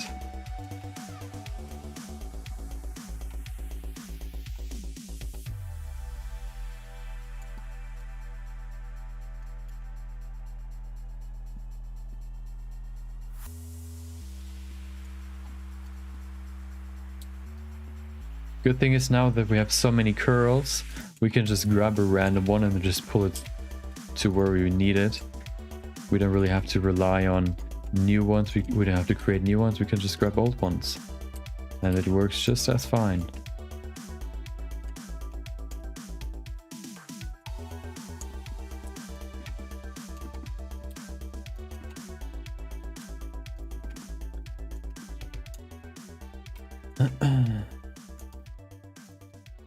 I think I found this website like a while ago, but I've been saving it for a long time. Now is the perfect time to talk about this stuff, or read it rather, and debate whether or not it's real, or like the question is like what the answer is.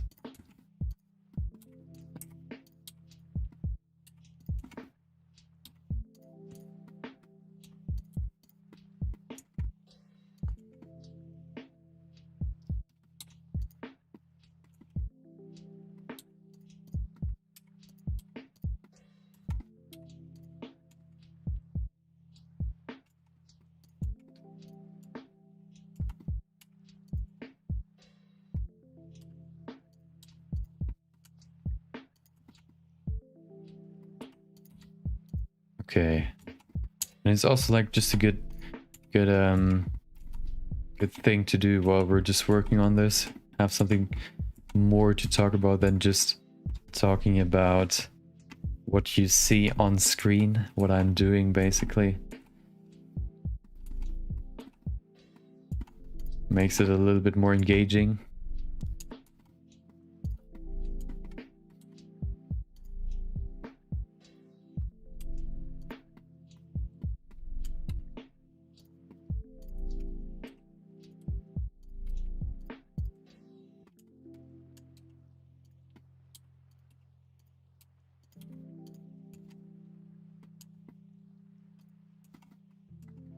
That already looks pretty good now. Of course, we still see some big holes and see some individual curls that probably have to be adjusted. But it's getting more and more, it's becoming more and more of a big, like, mass of hair rather than just like individual hair strands. There's still like a big hole right there that we have to fill, but I think it's time for the next question.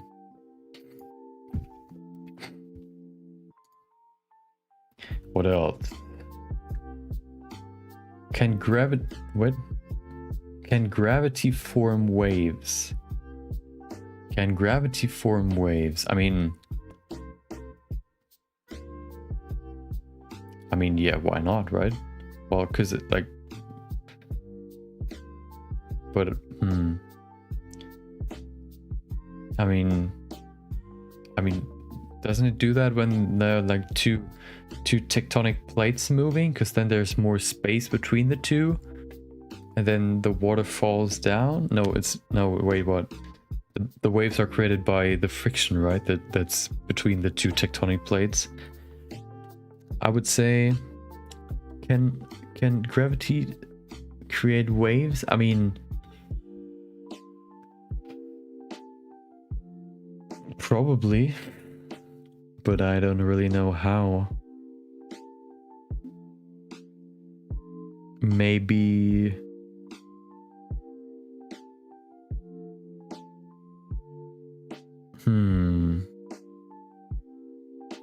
yeah, let's say yes. Yes, gravity can form waves. Gravitational waves are ripples in space-time that travel through the universe. Okay, well, I thought about like real waves, like water waves. If you think of gravity as a force acting at a distance... Wait, can gravity form... Oh, okay, now I get it. Okay. If you think of gravity as a force acting at a distance, it is difficult to visualize how gravitational waves could form. However, if you use the more accurate description of gravity that was developed by Einstein in his general theory of relativity, these concepts become more logical.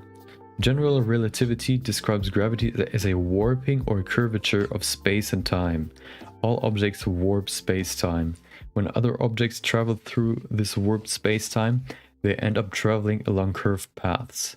These curved paths look like they result from a force being exerted on the objects, when in reality they result from space-time itself being warped. For instance, when you throw a baseball to your friend, it follows a smooth parabolic trajectory under the influence of gravity. Isaac Newton's laws would say that Earth's mass is creating a gravitational force which acts on the baseball, gradually pulling the baseball down from straight line motion. However, the more accurate description goes like this. The Earth warps space and time, okay. The baseball is actually traveling in a straight line relative to space-time. But since space-time itself is curved, the straight line becomes a curve when viewed by an external observer. In this way, there's not really any direct force acting on the baseball. It just looks that way because of the space-time warpage. If all of this sounds too strange to be believed, you should know that Einstein's general relativity has been mainstream science for over 100 years and has been verified by countless experiments.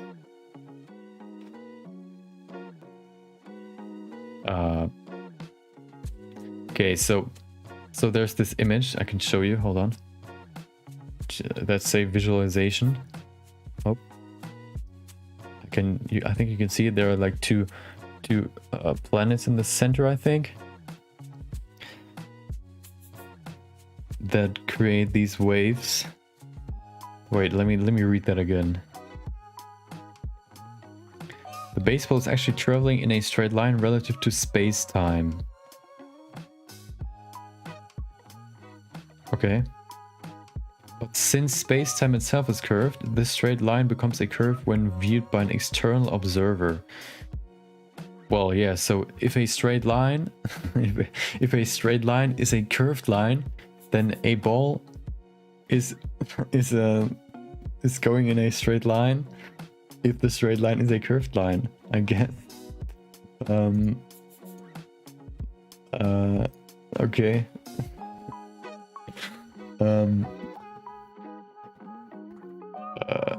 Okay, well, yeah, well, okay. So,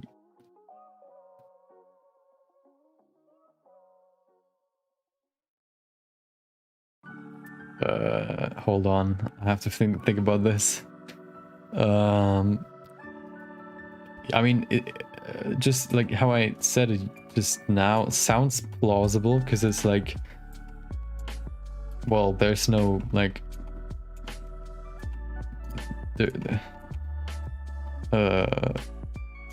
like there's no difference between the two, like, because if a straight line is a curved line, then a curved line is a straight line, and then, but then, doesn't that mean that the ball is not only flying in a curved line but also in a straight line? I wonder what the external viewer means. Like, by an external viewer, who would be an external viewer that can view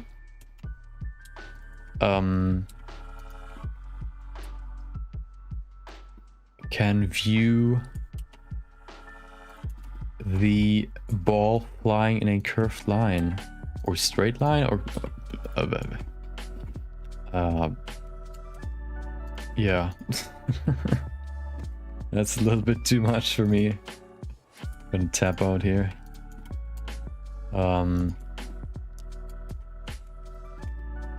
Wait. So if gravity is curved, why is gravity curved? Gravity is curved because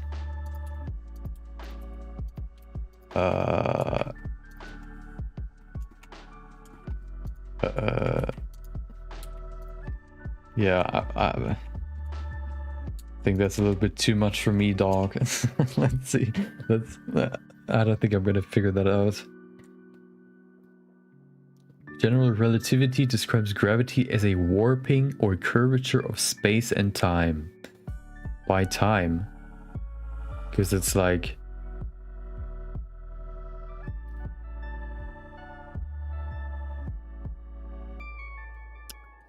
I don't know. Alright, that's not that. Yeah. Next topic, I would say. That's too much for me. Let's first of all grab a strand and put that down here. Until when I'm done with this, I'm gonna read the next question.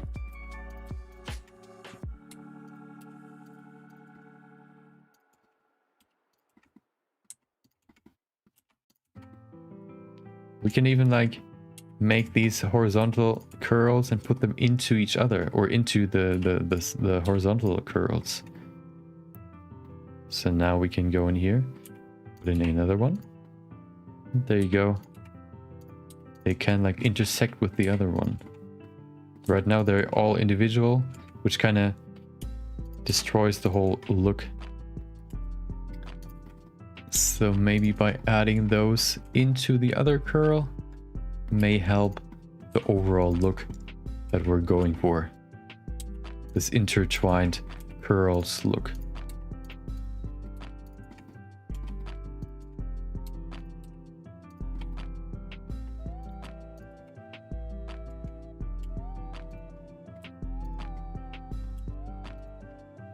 Okay.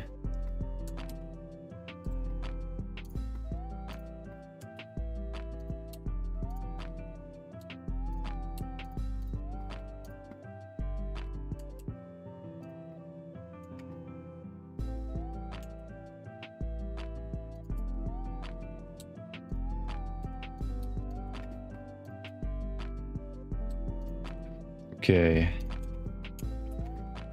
As you can see now, we have some intertwined curls. Perfect. Okay, next question. What's the next question? Why does mainstream medicine only treat patients with drugs?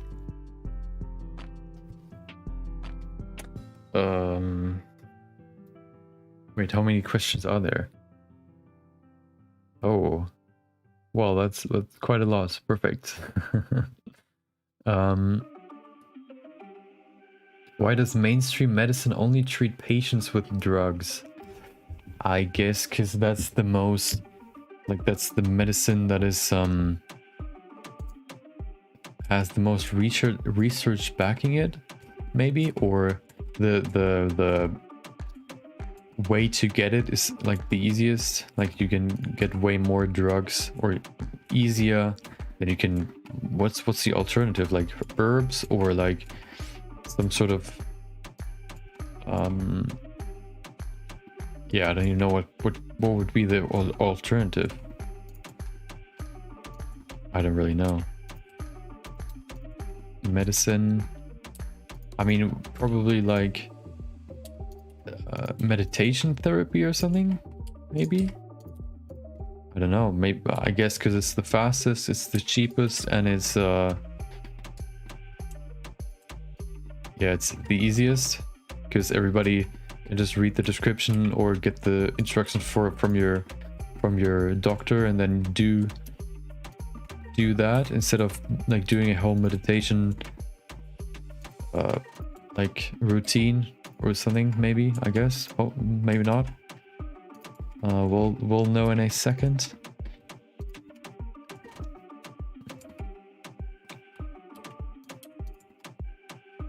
Let me make this real quick and then we'll look at it.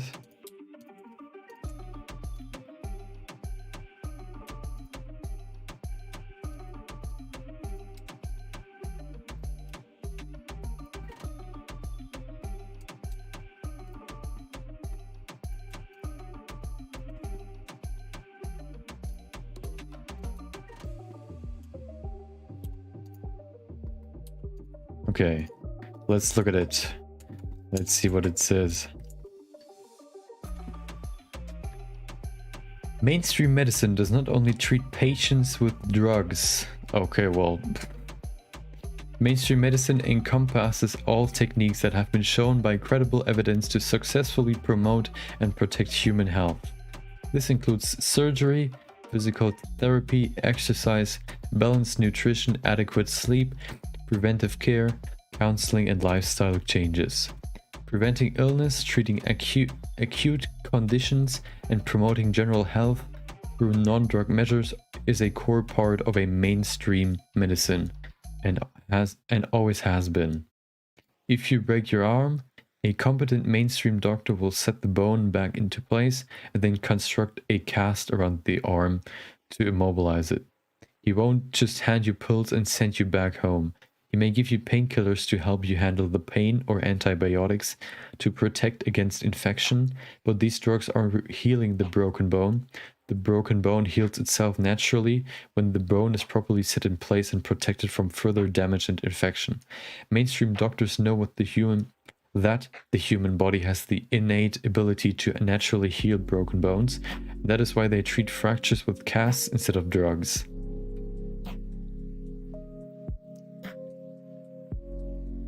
Okay, well, I mean, if the question is why, then I thought it is the case, so we cannot like expect that now, I guess. We've been duped. Okay, so we can also like refute the answer, I guess, or the question, like say it's wrong. Okay, nice to know that.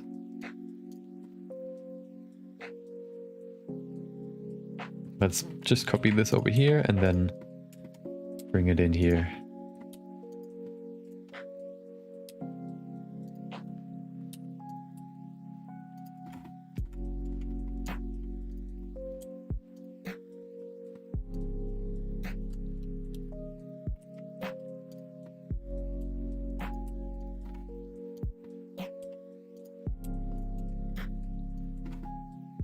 Okay.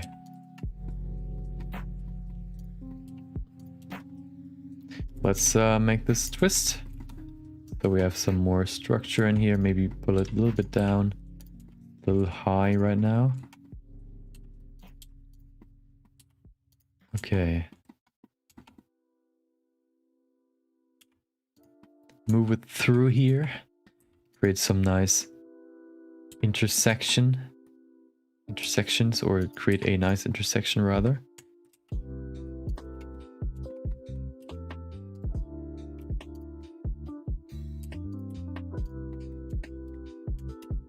Twist it even more. There you go. And then maybe even pull it forward. And there you go. You have your hair.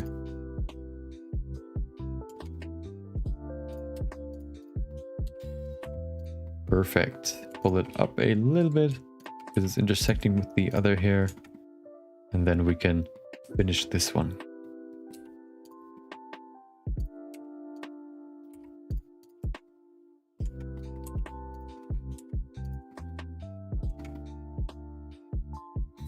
Maybe even pull it in here. Like this. Okay. Perfect. Oh, that's kind of choppy. Let's see if we can fix that. Why is that? I think we have to rotate it a little bit more. That's better. Now it's a little bit more smooth.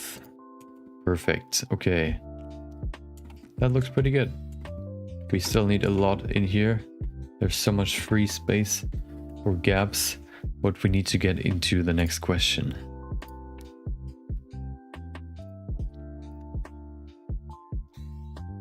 Why don't metals burn? Metals do not burn because there's no like ignition material on it, I guess. Like there's no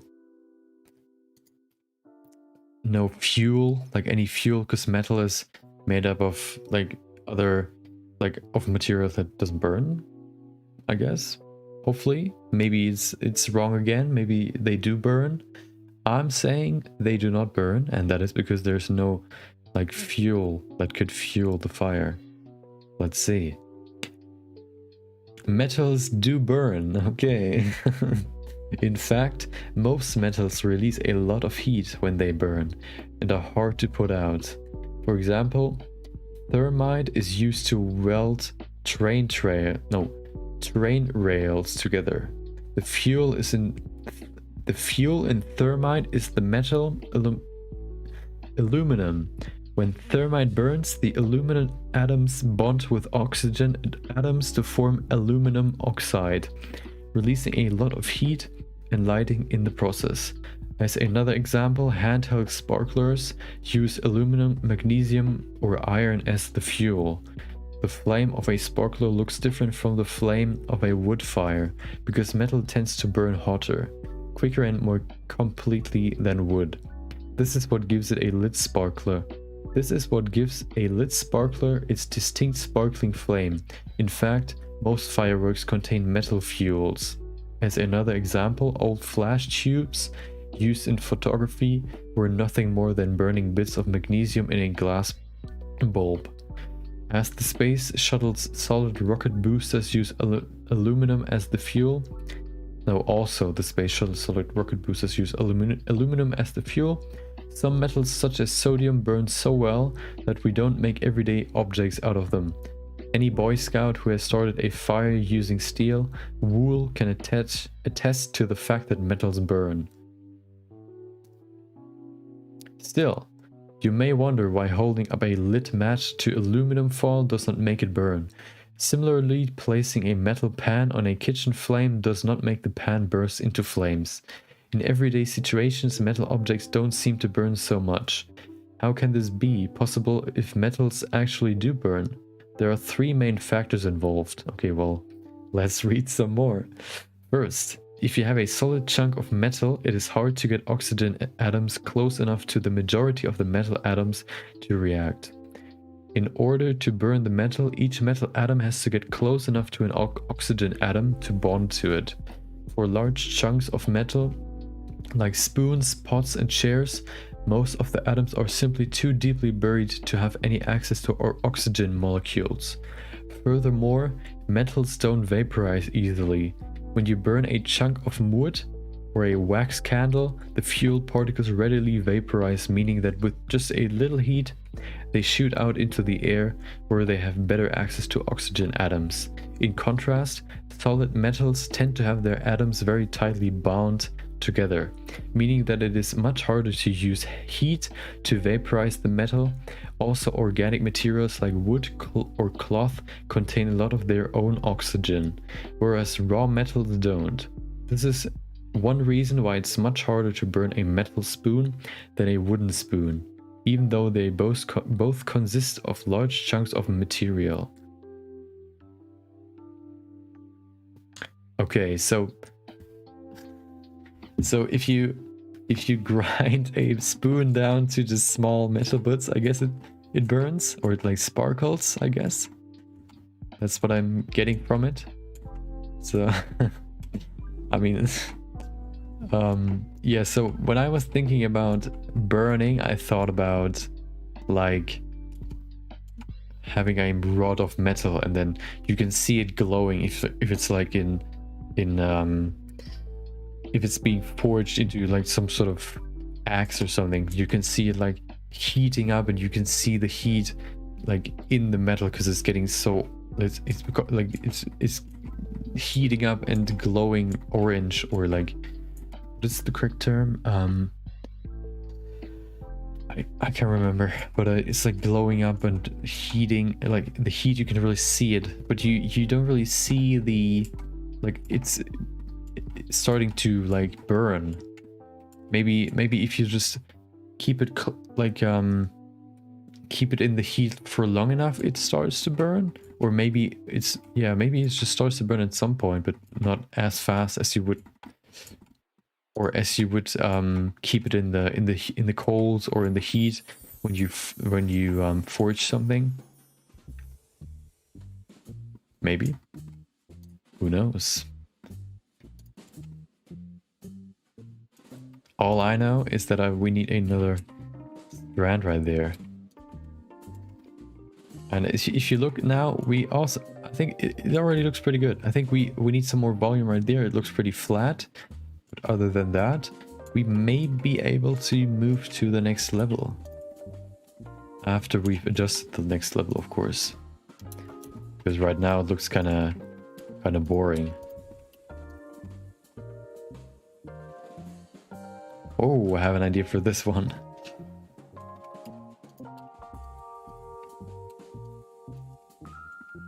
Gonna pull it down here, twist it. Hold on, where's my twist? I can't see it.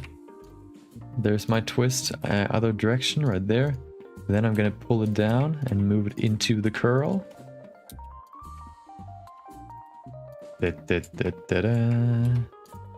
Move it in here. Move it back down. And perfect. Maybe to rotate it in here as well. Okay.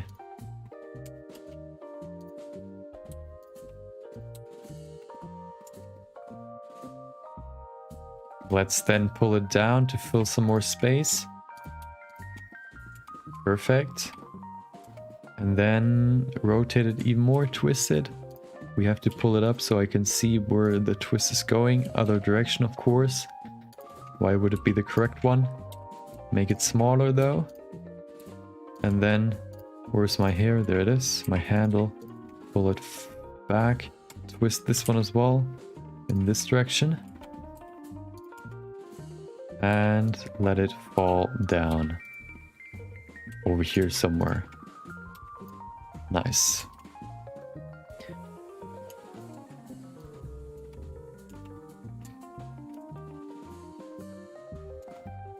Yeah, so it looked kind of weird when we had just these, for example, this one, just individual curls flying in the air, because it kind of looks like it's frozen in midair, because we don't really have any, like, there's no support. Usually hair falls down, but this one just floats in the air. It would probably like fall down here. So we will probably add like a strand that just is intertwined with this one to make it look like it's actually being held in place by maybe even multiple strands. Let's go to the next question.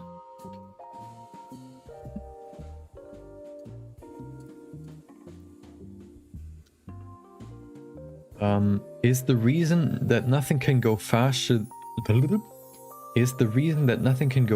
than light because we have not tried hard enough?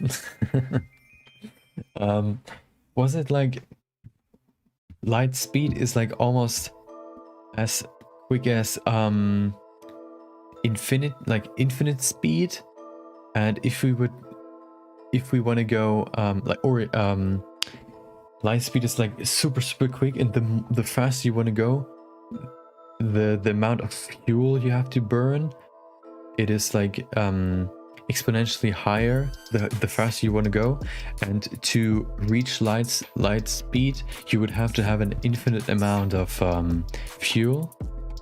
I think that's how I heard it at some point. I think at school some teacher explained that. Let's see, that's my answer. We would have to have an infinite amount of fuel. And yes, we try hard enough. No. Wait, what? The universal speed limit, which they commonly call... The universal speed limit, which we commonly call the speed of light, is fundamental to the way the universe works. It is difficult to visualize. It is difficult to visualize this if you have never heard about it before. But scientists have found that the faster you go, the more spatial dimension in the forward direction shrinks, and the slower your clock runs when viewed by an external observer. In other words, space and time are not a fixed background on which everything takes place in the same way it always does. Instead, space and time can warp and bend. Okay. If you look at the equation, which are at the core of Einstein's theories of relativity, you find that as you approach the speed of light, your spatial dimension in the forward direction shrinks down to nothing and your clock slows to a stop. A reference frame with zero width and with no progression in time is really a reference frame that does not exist.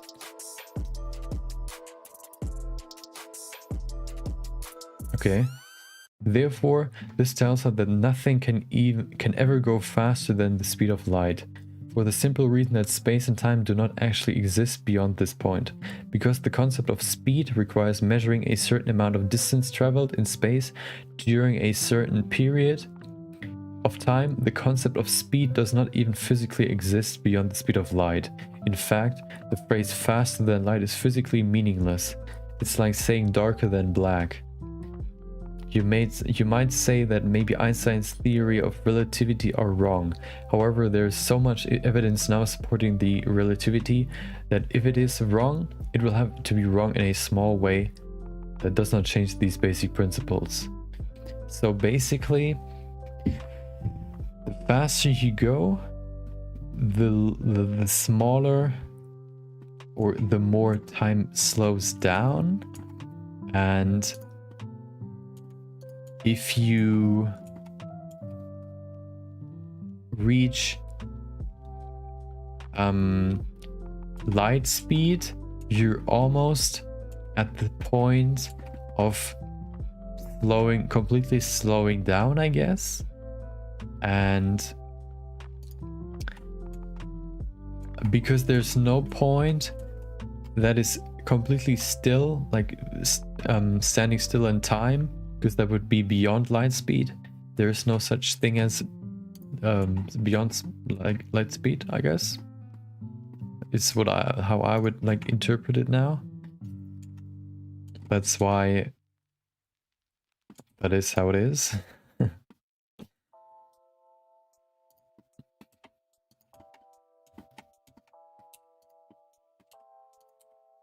That's how I understand it. So, because light speed is almost frozen in time, and you think of a object frozen in time that does not exist, because there's nothing faster than light speed, which would be frozen in time. Okay, well, there it probably has nothing, like it has nothing to do with my answer with fuel, but it still answers the question.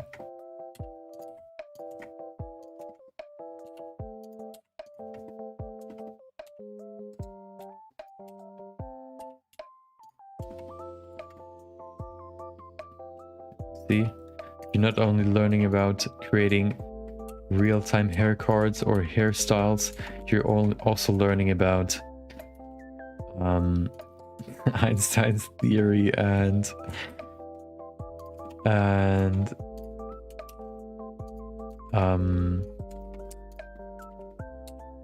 how much trash there's in the water, or how it vanishes or doesn't actually.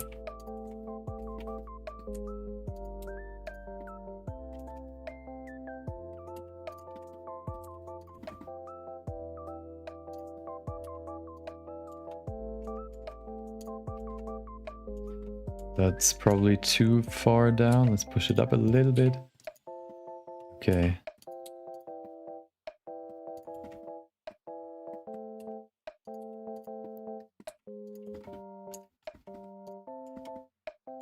So now we've supported it right there, but we probably still need something right there.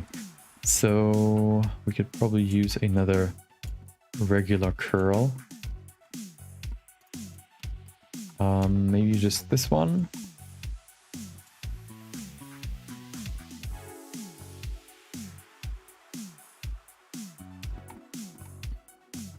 Or we shouldn't make it like this steep, pull it down a little bit. I think that's better. Okay. I think that is better. Okay. I kind of want to add more of those though. So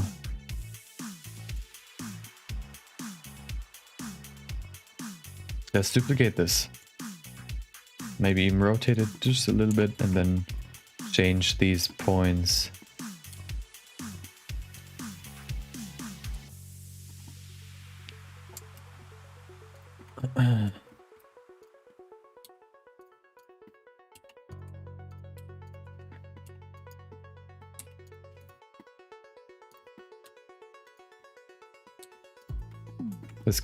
This one can go a little bit deeper. There you go.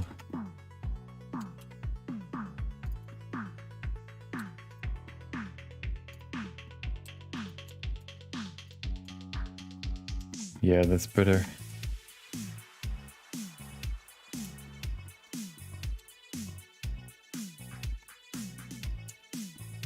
Okay. Looking good so far. Okay, this one looks kind of weird. Maybe we can fix it or like change it up a bit. Okay, that's better. It was like poking out quite a bit. And as you can see now, we don't have that many holes left. We could probably put in 1 or 2 more, but that should be enough. At least right there. Oh, nice. Let's put the one right there. This one annoys me.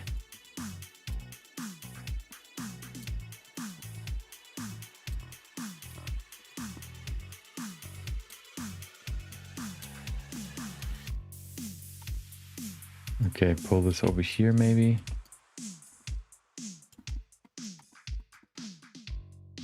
I think I'm going to use one of the horizontal curls.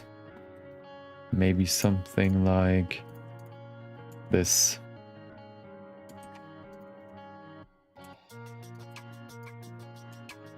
I think otherwise it's not going to change anything because it's just going to be two individual curls, and combining these two looks better than just adding another exact same type of curl. Maybe pulling this closer. Okay, perfect.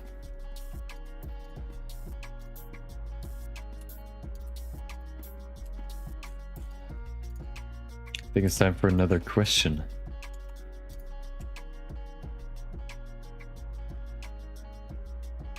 Hold on, before I do that though, I want to change it a little bit, twist it maybe. Yeah. Yeah. Now it looks way better. Okay, perfect. Maybe we can also extend this a little bit. It looks kind of small right now.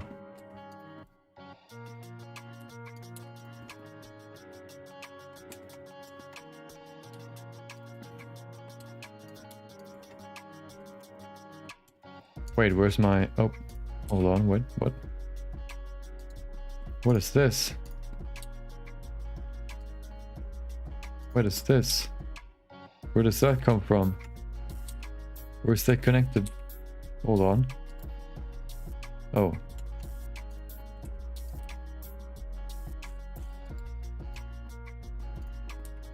Okay. Oh, that's the end. Okay.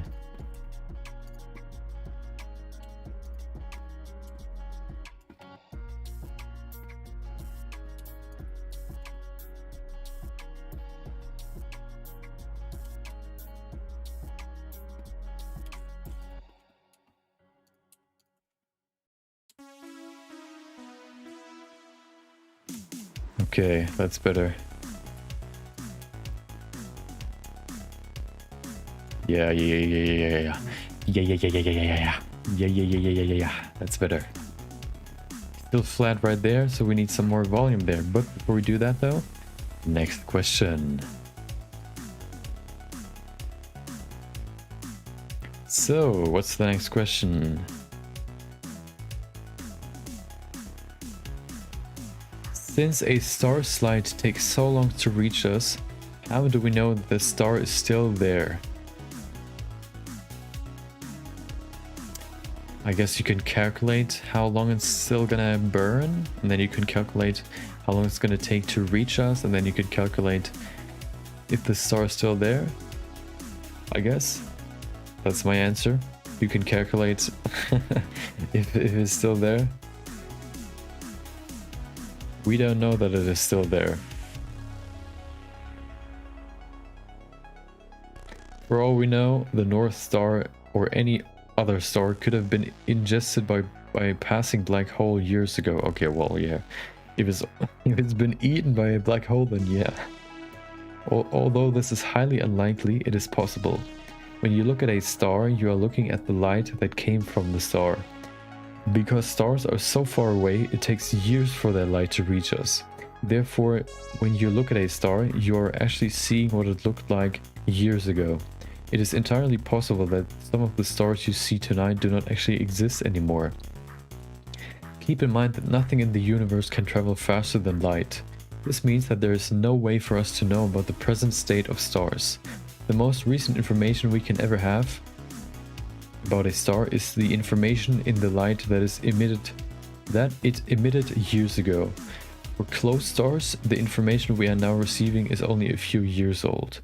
For the most distant stars in our observable universe, the information we are now receiving is billions of years old. Okay?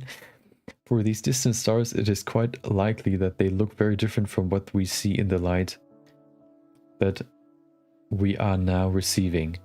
However, there is no way for us to know the present state of a star or for the present state of a star to affect us in any way. Therefore, even if a star that we see in the sky does not really exist anymore, this fact means nothing to us at the current moment. Therefore, it is more of a philosophical question whether a certain star really exists anymore or not. Scientifically, its light is still reaching us, and therefore the star still exists from our viewpoint. That's quite interesting. Like, if the star is being swallowed by a black hole, but we can still see it. Like,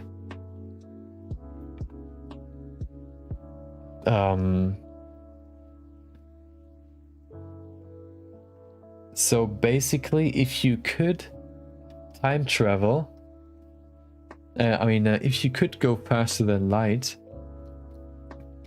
wouldn't that mean that you could then, like, if you would be a star, of course, you could emit light, then travel somewhere else, like far, far away, and then you could see your own light, although you're already gone from there. Ooh. Sounds interesting.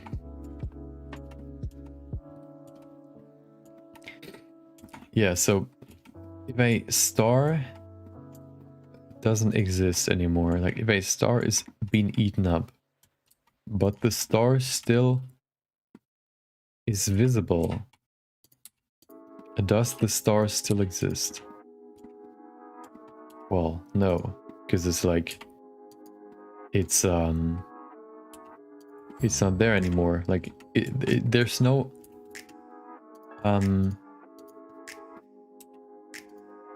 well, there's no like object anymore. Like the star isn't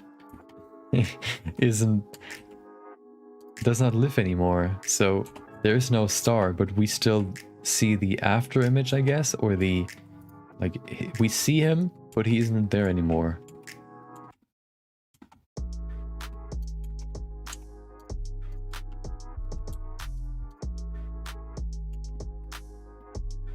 Kind of interested in some philosophical questions now. Maybe we'll look into that tomorrow. Let me write that down.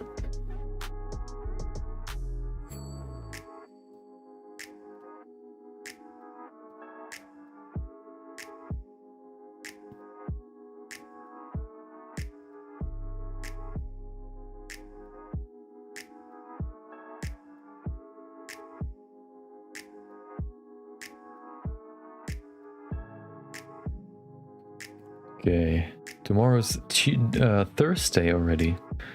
Thursday.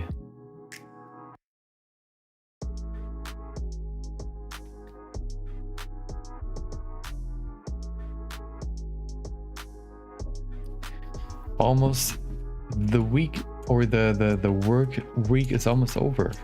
Only 2 days left. Went pretty fast, in my opinion. Hopefully for you as well, of course. Then the weekend is fast approaching, which is always nice. And that also probably means that you, well, depends. Sometimes if you're like engulfed in some sort of activity, like the time goes fast. And sometimes if you're just bored and like do nothing, time can also go fast.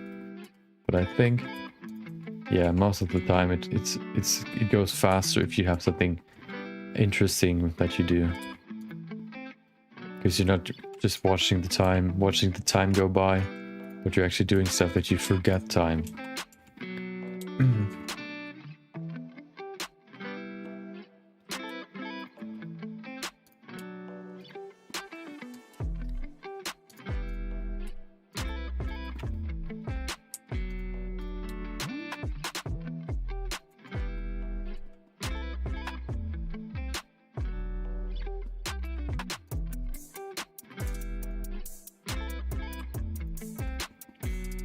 So let me fill out this space some more, and then I think if we have enough at the back here, we can go over to the second layer of strands. I don't think the second layer needs that many curls. We just want to substitute the bigger ones that we have right now, and then that's basically it. So the second layer is more a support to the first one. The first one is to establish a trend, or to establish, like, to build up the main structure of the hairstyle. And the second one is more to serve as a variation in terms of what the strand looks like. So you don't have like each strand looks exactly the same. Of course, you can alternate the look by changing like the flow of it. Like for example, in here we've shaped the curls individually into different shapes, but the main look, if you look at it flat, still looks the same. Just adding a second one which maybe has a little bit less hair, like individual hairs can help. Like for example, in here we have to fill out the front of her hair, which kind of looks pretty rough right now. We will do that with the second strand layer.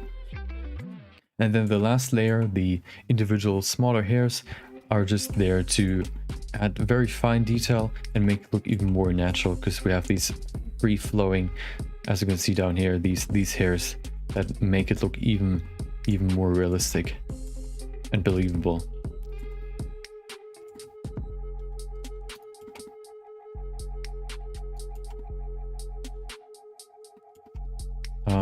Let me grab one of those maybe. And then pull it down here. There's some free space right there. Then move it forward so it's more facing outwards. Not forward, but outwards. Okay. And then we can change it up.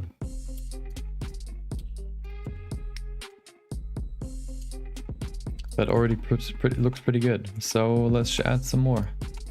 Actually, let me adjust it a little bit. There's this weird curve in here. That's better. Okay. We definitely need some more.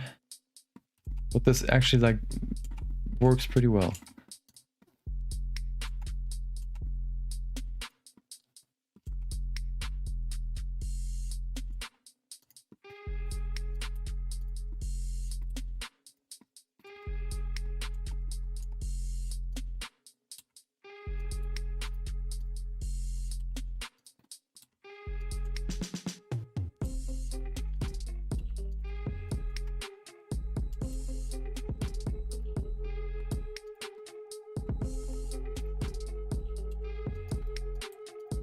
There you go. Just adding a few more like this will fill out the whole thing. We need a few more, but what we also need is a new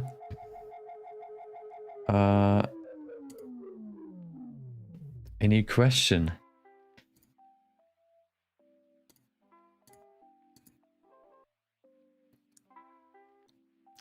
What is the next question?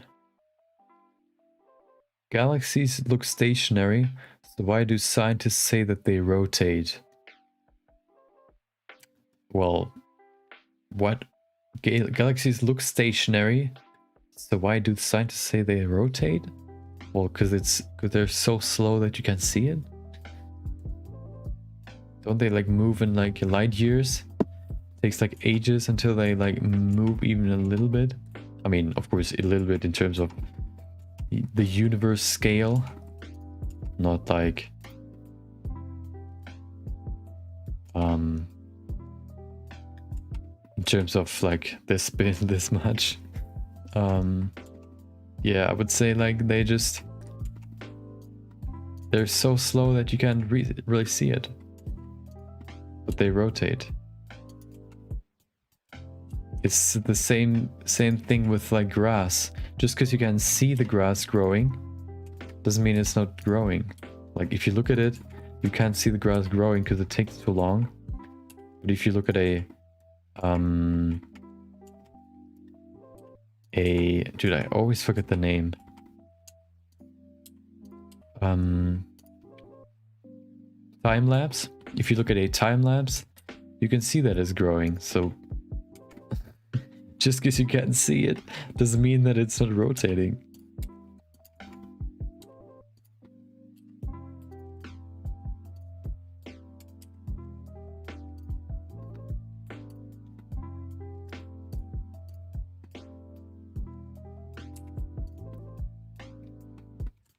That does not make any sense, but that's probably like the gist of the question.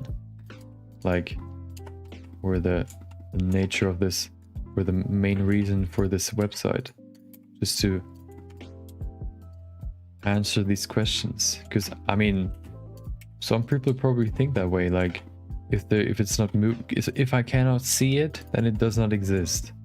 If I cannot see the galaxy moving, then it does not move. Let's see. Galaxies do indeed rotate. Okay, at least I got this one right. This rotation is what gives typical galaxies a flattened round shape. A bit like how throwing a spinning pizza dough makes it round and flat. In terms of the tangential speed of its parts, galaxies rotate at an incredibly high speed. Okay, well, they're probably just so big that you can see it.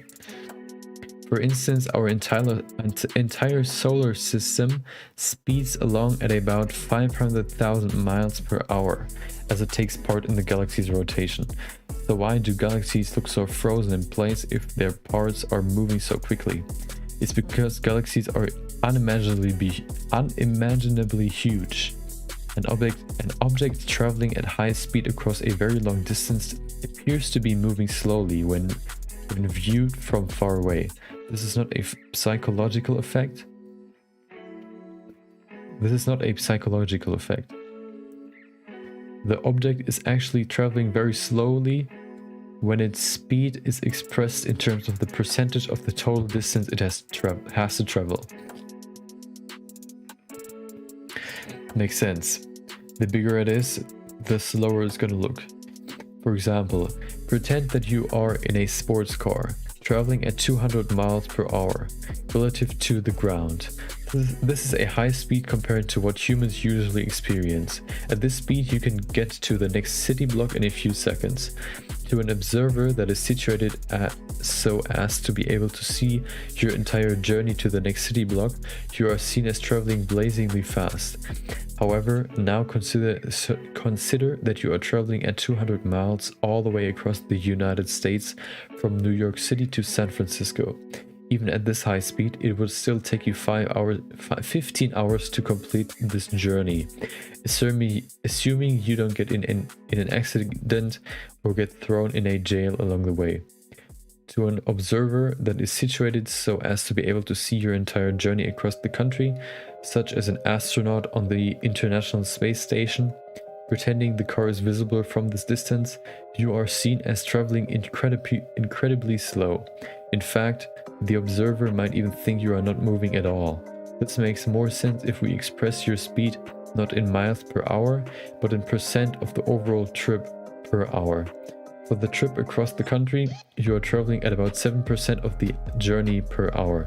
In contrast, to drive to the next city block, you are traveling at about 500% of the journey per hour. Yeah. And because the galaxy is unimaginably big, you cannot see it moving at all because it's so big that you can't even, like, I wonder how it would look if you would be stationary in space and then you could see like the planets moving. Like you would see like the Earth like whizzing by like in an instant while you just stand there. Yeah.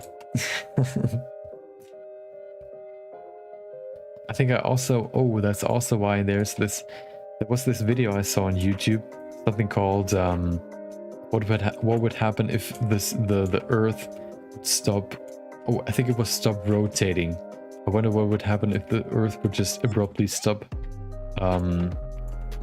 moving in the universe. Just like half of the like the half that is like in front, like moving with the flow, is just being thrown off the Earth, and the other half is just being squished by the speed that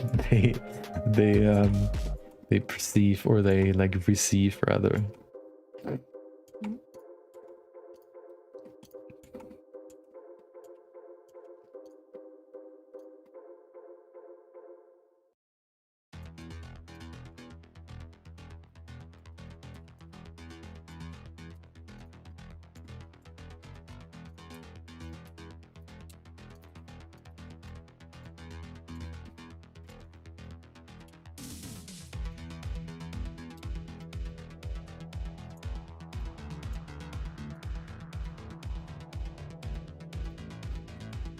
Oh, where's my hair? There it is.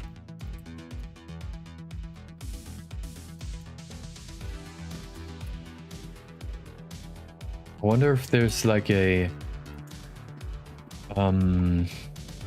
well, probably not, but I wonder if there's a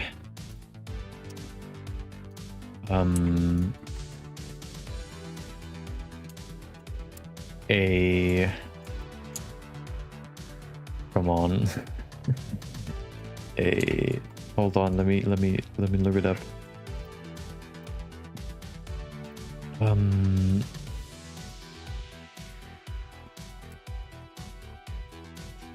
A time lapse of the galaxy moving. Like let me see. Let me see if there's a time lapse of the galaxy rotating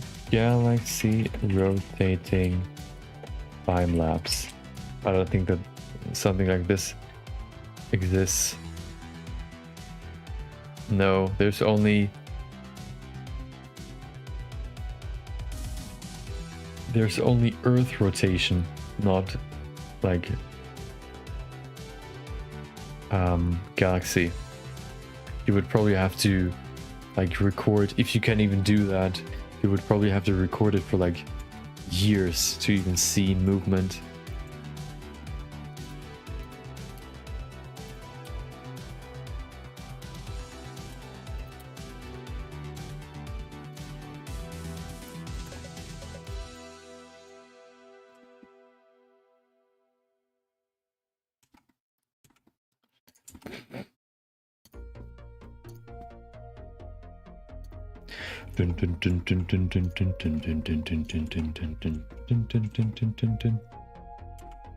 We need some hair down there.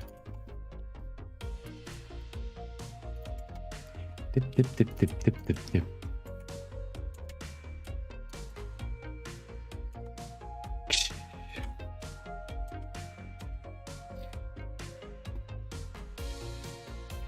Oh, no claps anymore. Was about to clap with them.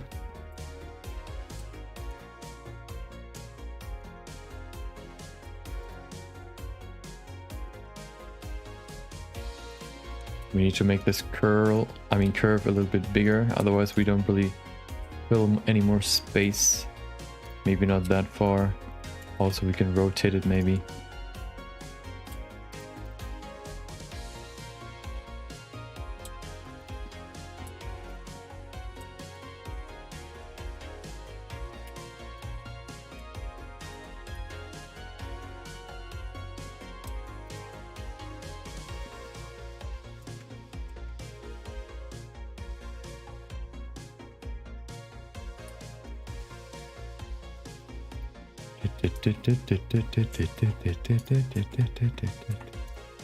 Okay. Oh, that's far, but we can probably bring in some more curls to like make it look appropriate. There's still like volume we need in here anyway, so isn't too bad.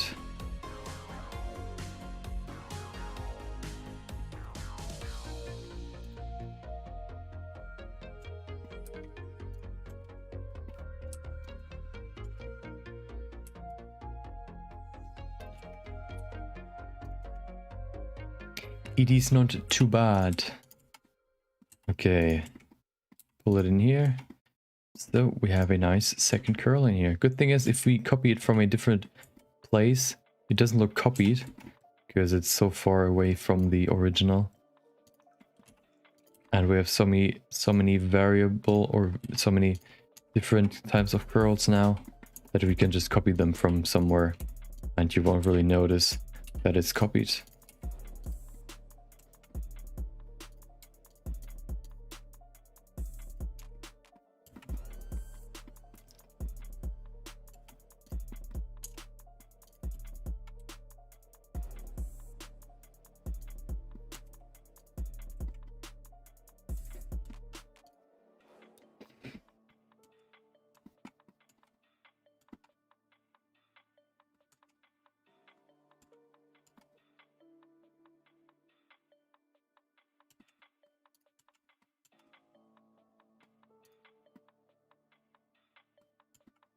Let's see, what can we grab from here? Maybe this one?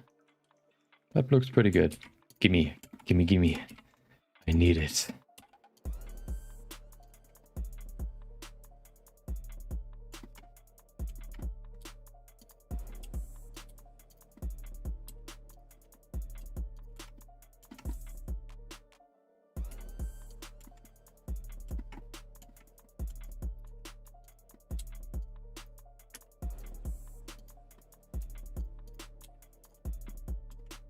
I remember back in the day watching, I don't know, I mean, I guess the channel still exists. It is not that long ago, but there were these Australian guys, I think,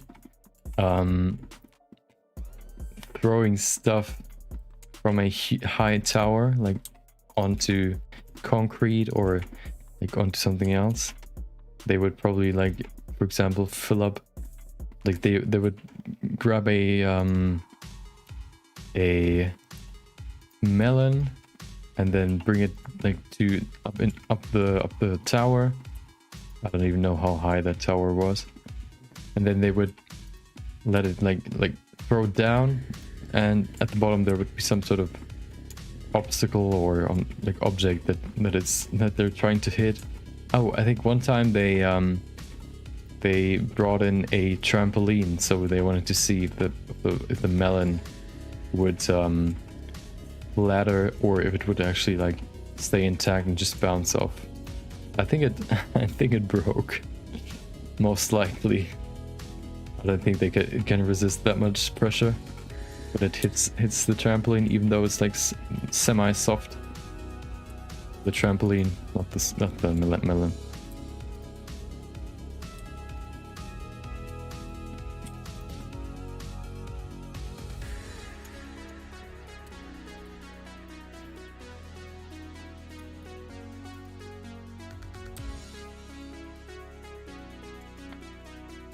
And look at that, we have some more volume. I think we can add like something in here as well. That should be enough then, I think. Let's see. What if we bring in this one maybe? This one's quite thin though. Let's see if we have anything else we can probably use more over here. No. Let's use this one maybe. Oh no, that's coming from up there. How about this one?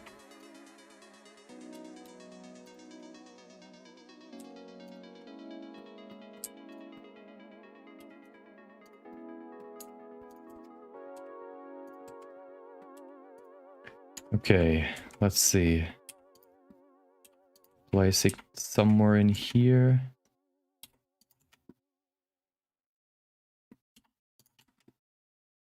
Okay.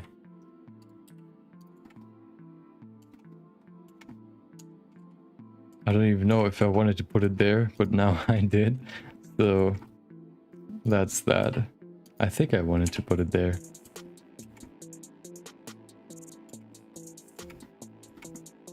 Oh yeah, let's add one more in here because this looks quite empty still, and that should be good then.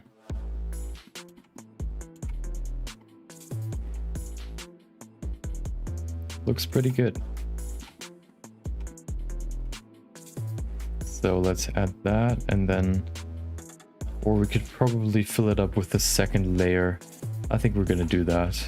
So that's the second layer done. I mean, the third layer is coming now. So the second layer is done. We're probably gonna start with filling out like her hairline, and then we're gonna go over into the back some more. That's the next one. We probably have to adjust it though. It looks quite solid.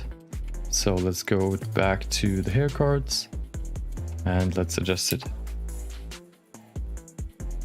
So let's see, we definitely need less children.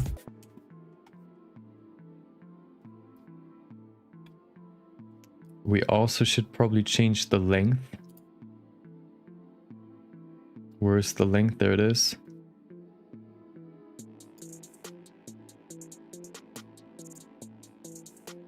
doesn't really do much. Oh, hold on, we have to put it like that, right? No.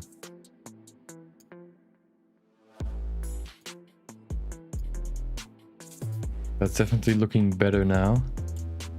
Okay, yeah.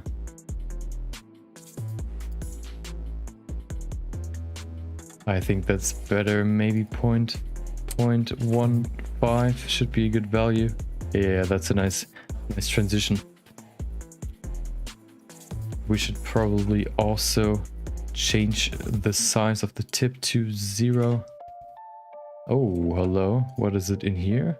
0. Wait, was it? Why is it like this? Oh. Wait, why is it 0.7?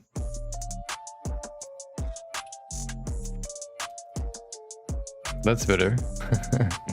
Okay. That's way better. We could probably also add a little bit more roughness to it. It looks kind of calm for randomness.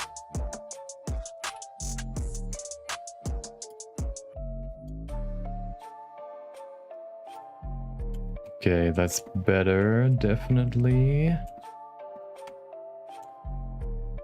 Maybe a little bit more roughness. Oh, hello. Maybe a little bit less, maybe 0.5. Okay.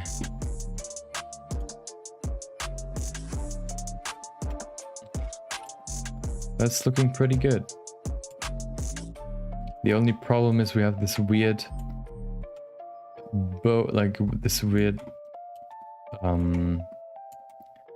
these weird curves at the bottom. I don't know why they are there. What if we put that back to 0? Now it's straight. What if we change the uniformity instead of the randomness?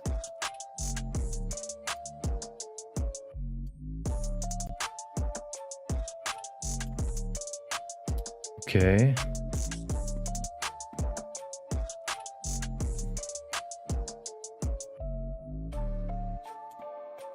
Okay. Well, it's the same effect is happening. I don't know if that's really useful then. Maybe we can combine random and like uniform. Maybe something like this could be okay. Maybe a little bit less children, maybe. Actually, let's keep it at 10.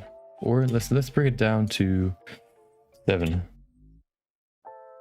7, or let's put it down to 5. Yeah, let's put it to 5 for now. Let's save that. And let's render it. Shouldn't take too long.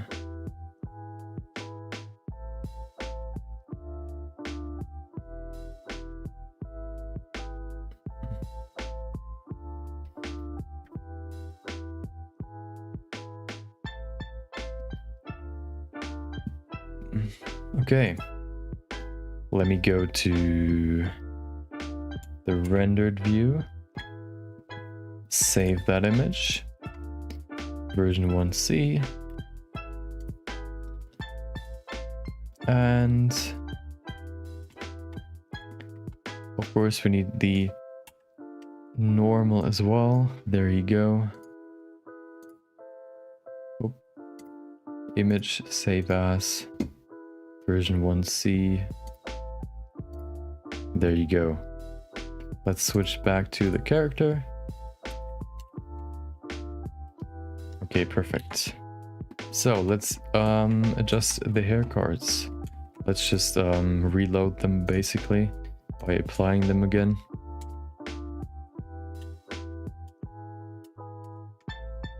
Oh, that's the world. There's the object. Let's just say version 1C again, just to be sure. Doesn't change. This strand isn't too bad though. Just keeping them brand new helps. Diffuse and normal.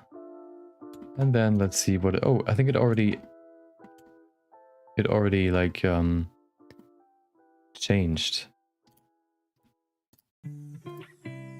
Yep, it did. Nice. Just gonna do it anyway, just to be sure.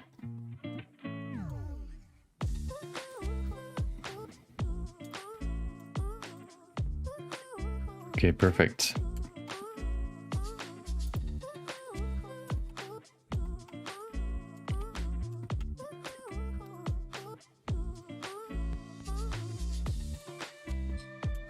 So now we have the second layer done. Next up, we're gonna go and work with the third layer, which will be the blending layer, which will basically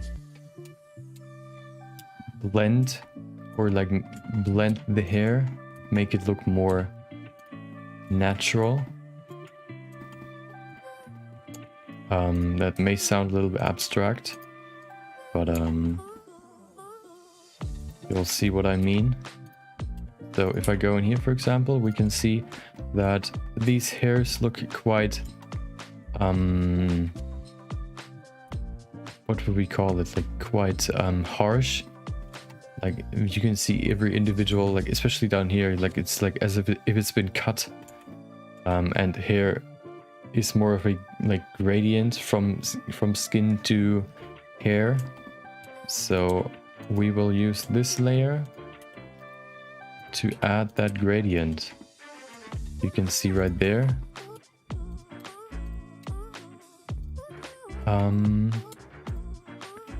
Let's bring this further to the front. Okay. If we then maybe even also make it smaller, that's better.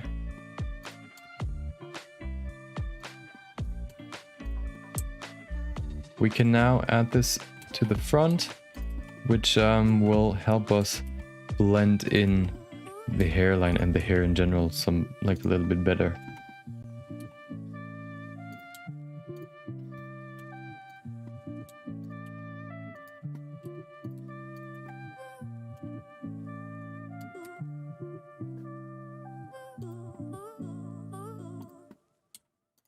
There you go. It's still pretty what would you call it, like pretty straight, but if we add more of those, it should work out.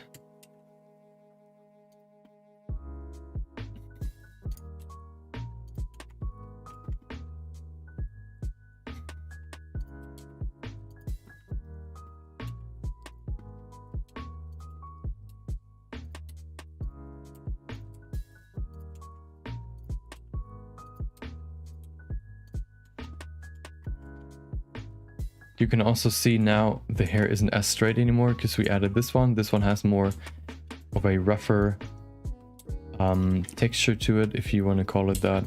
So it looks a little bit more natural.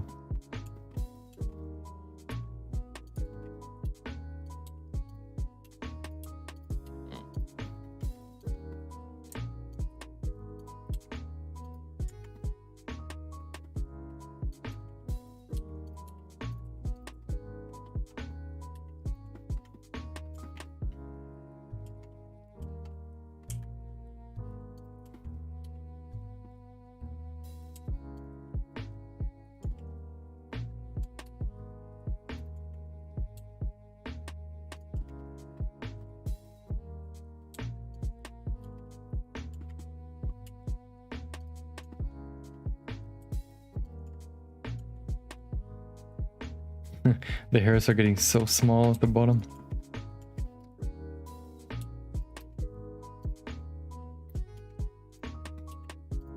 Should still work out though. If it's not enough, we can always just bring in more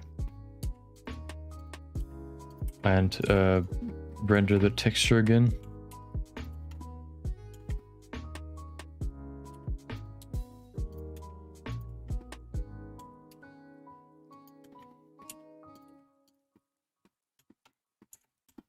There you go. See, now we have some smaller individual hairs instead of these big clumps of strands or hair, whatever you want to call it. which will help out break up this monotony, if you want to call it that. But I think hold on, let me save it. I think that's gonna be all for today. So today we have definitely basically finished filling up the hairstyle in general. Now we're gonna add these breakup strands, or like what would you call it, like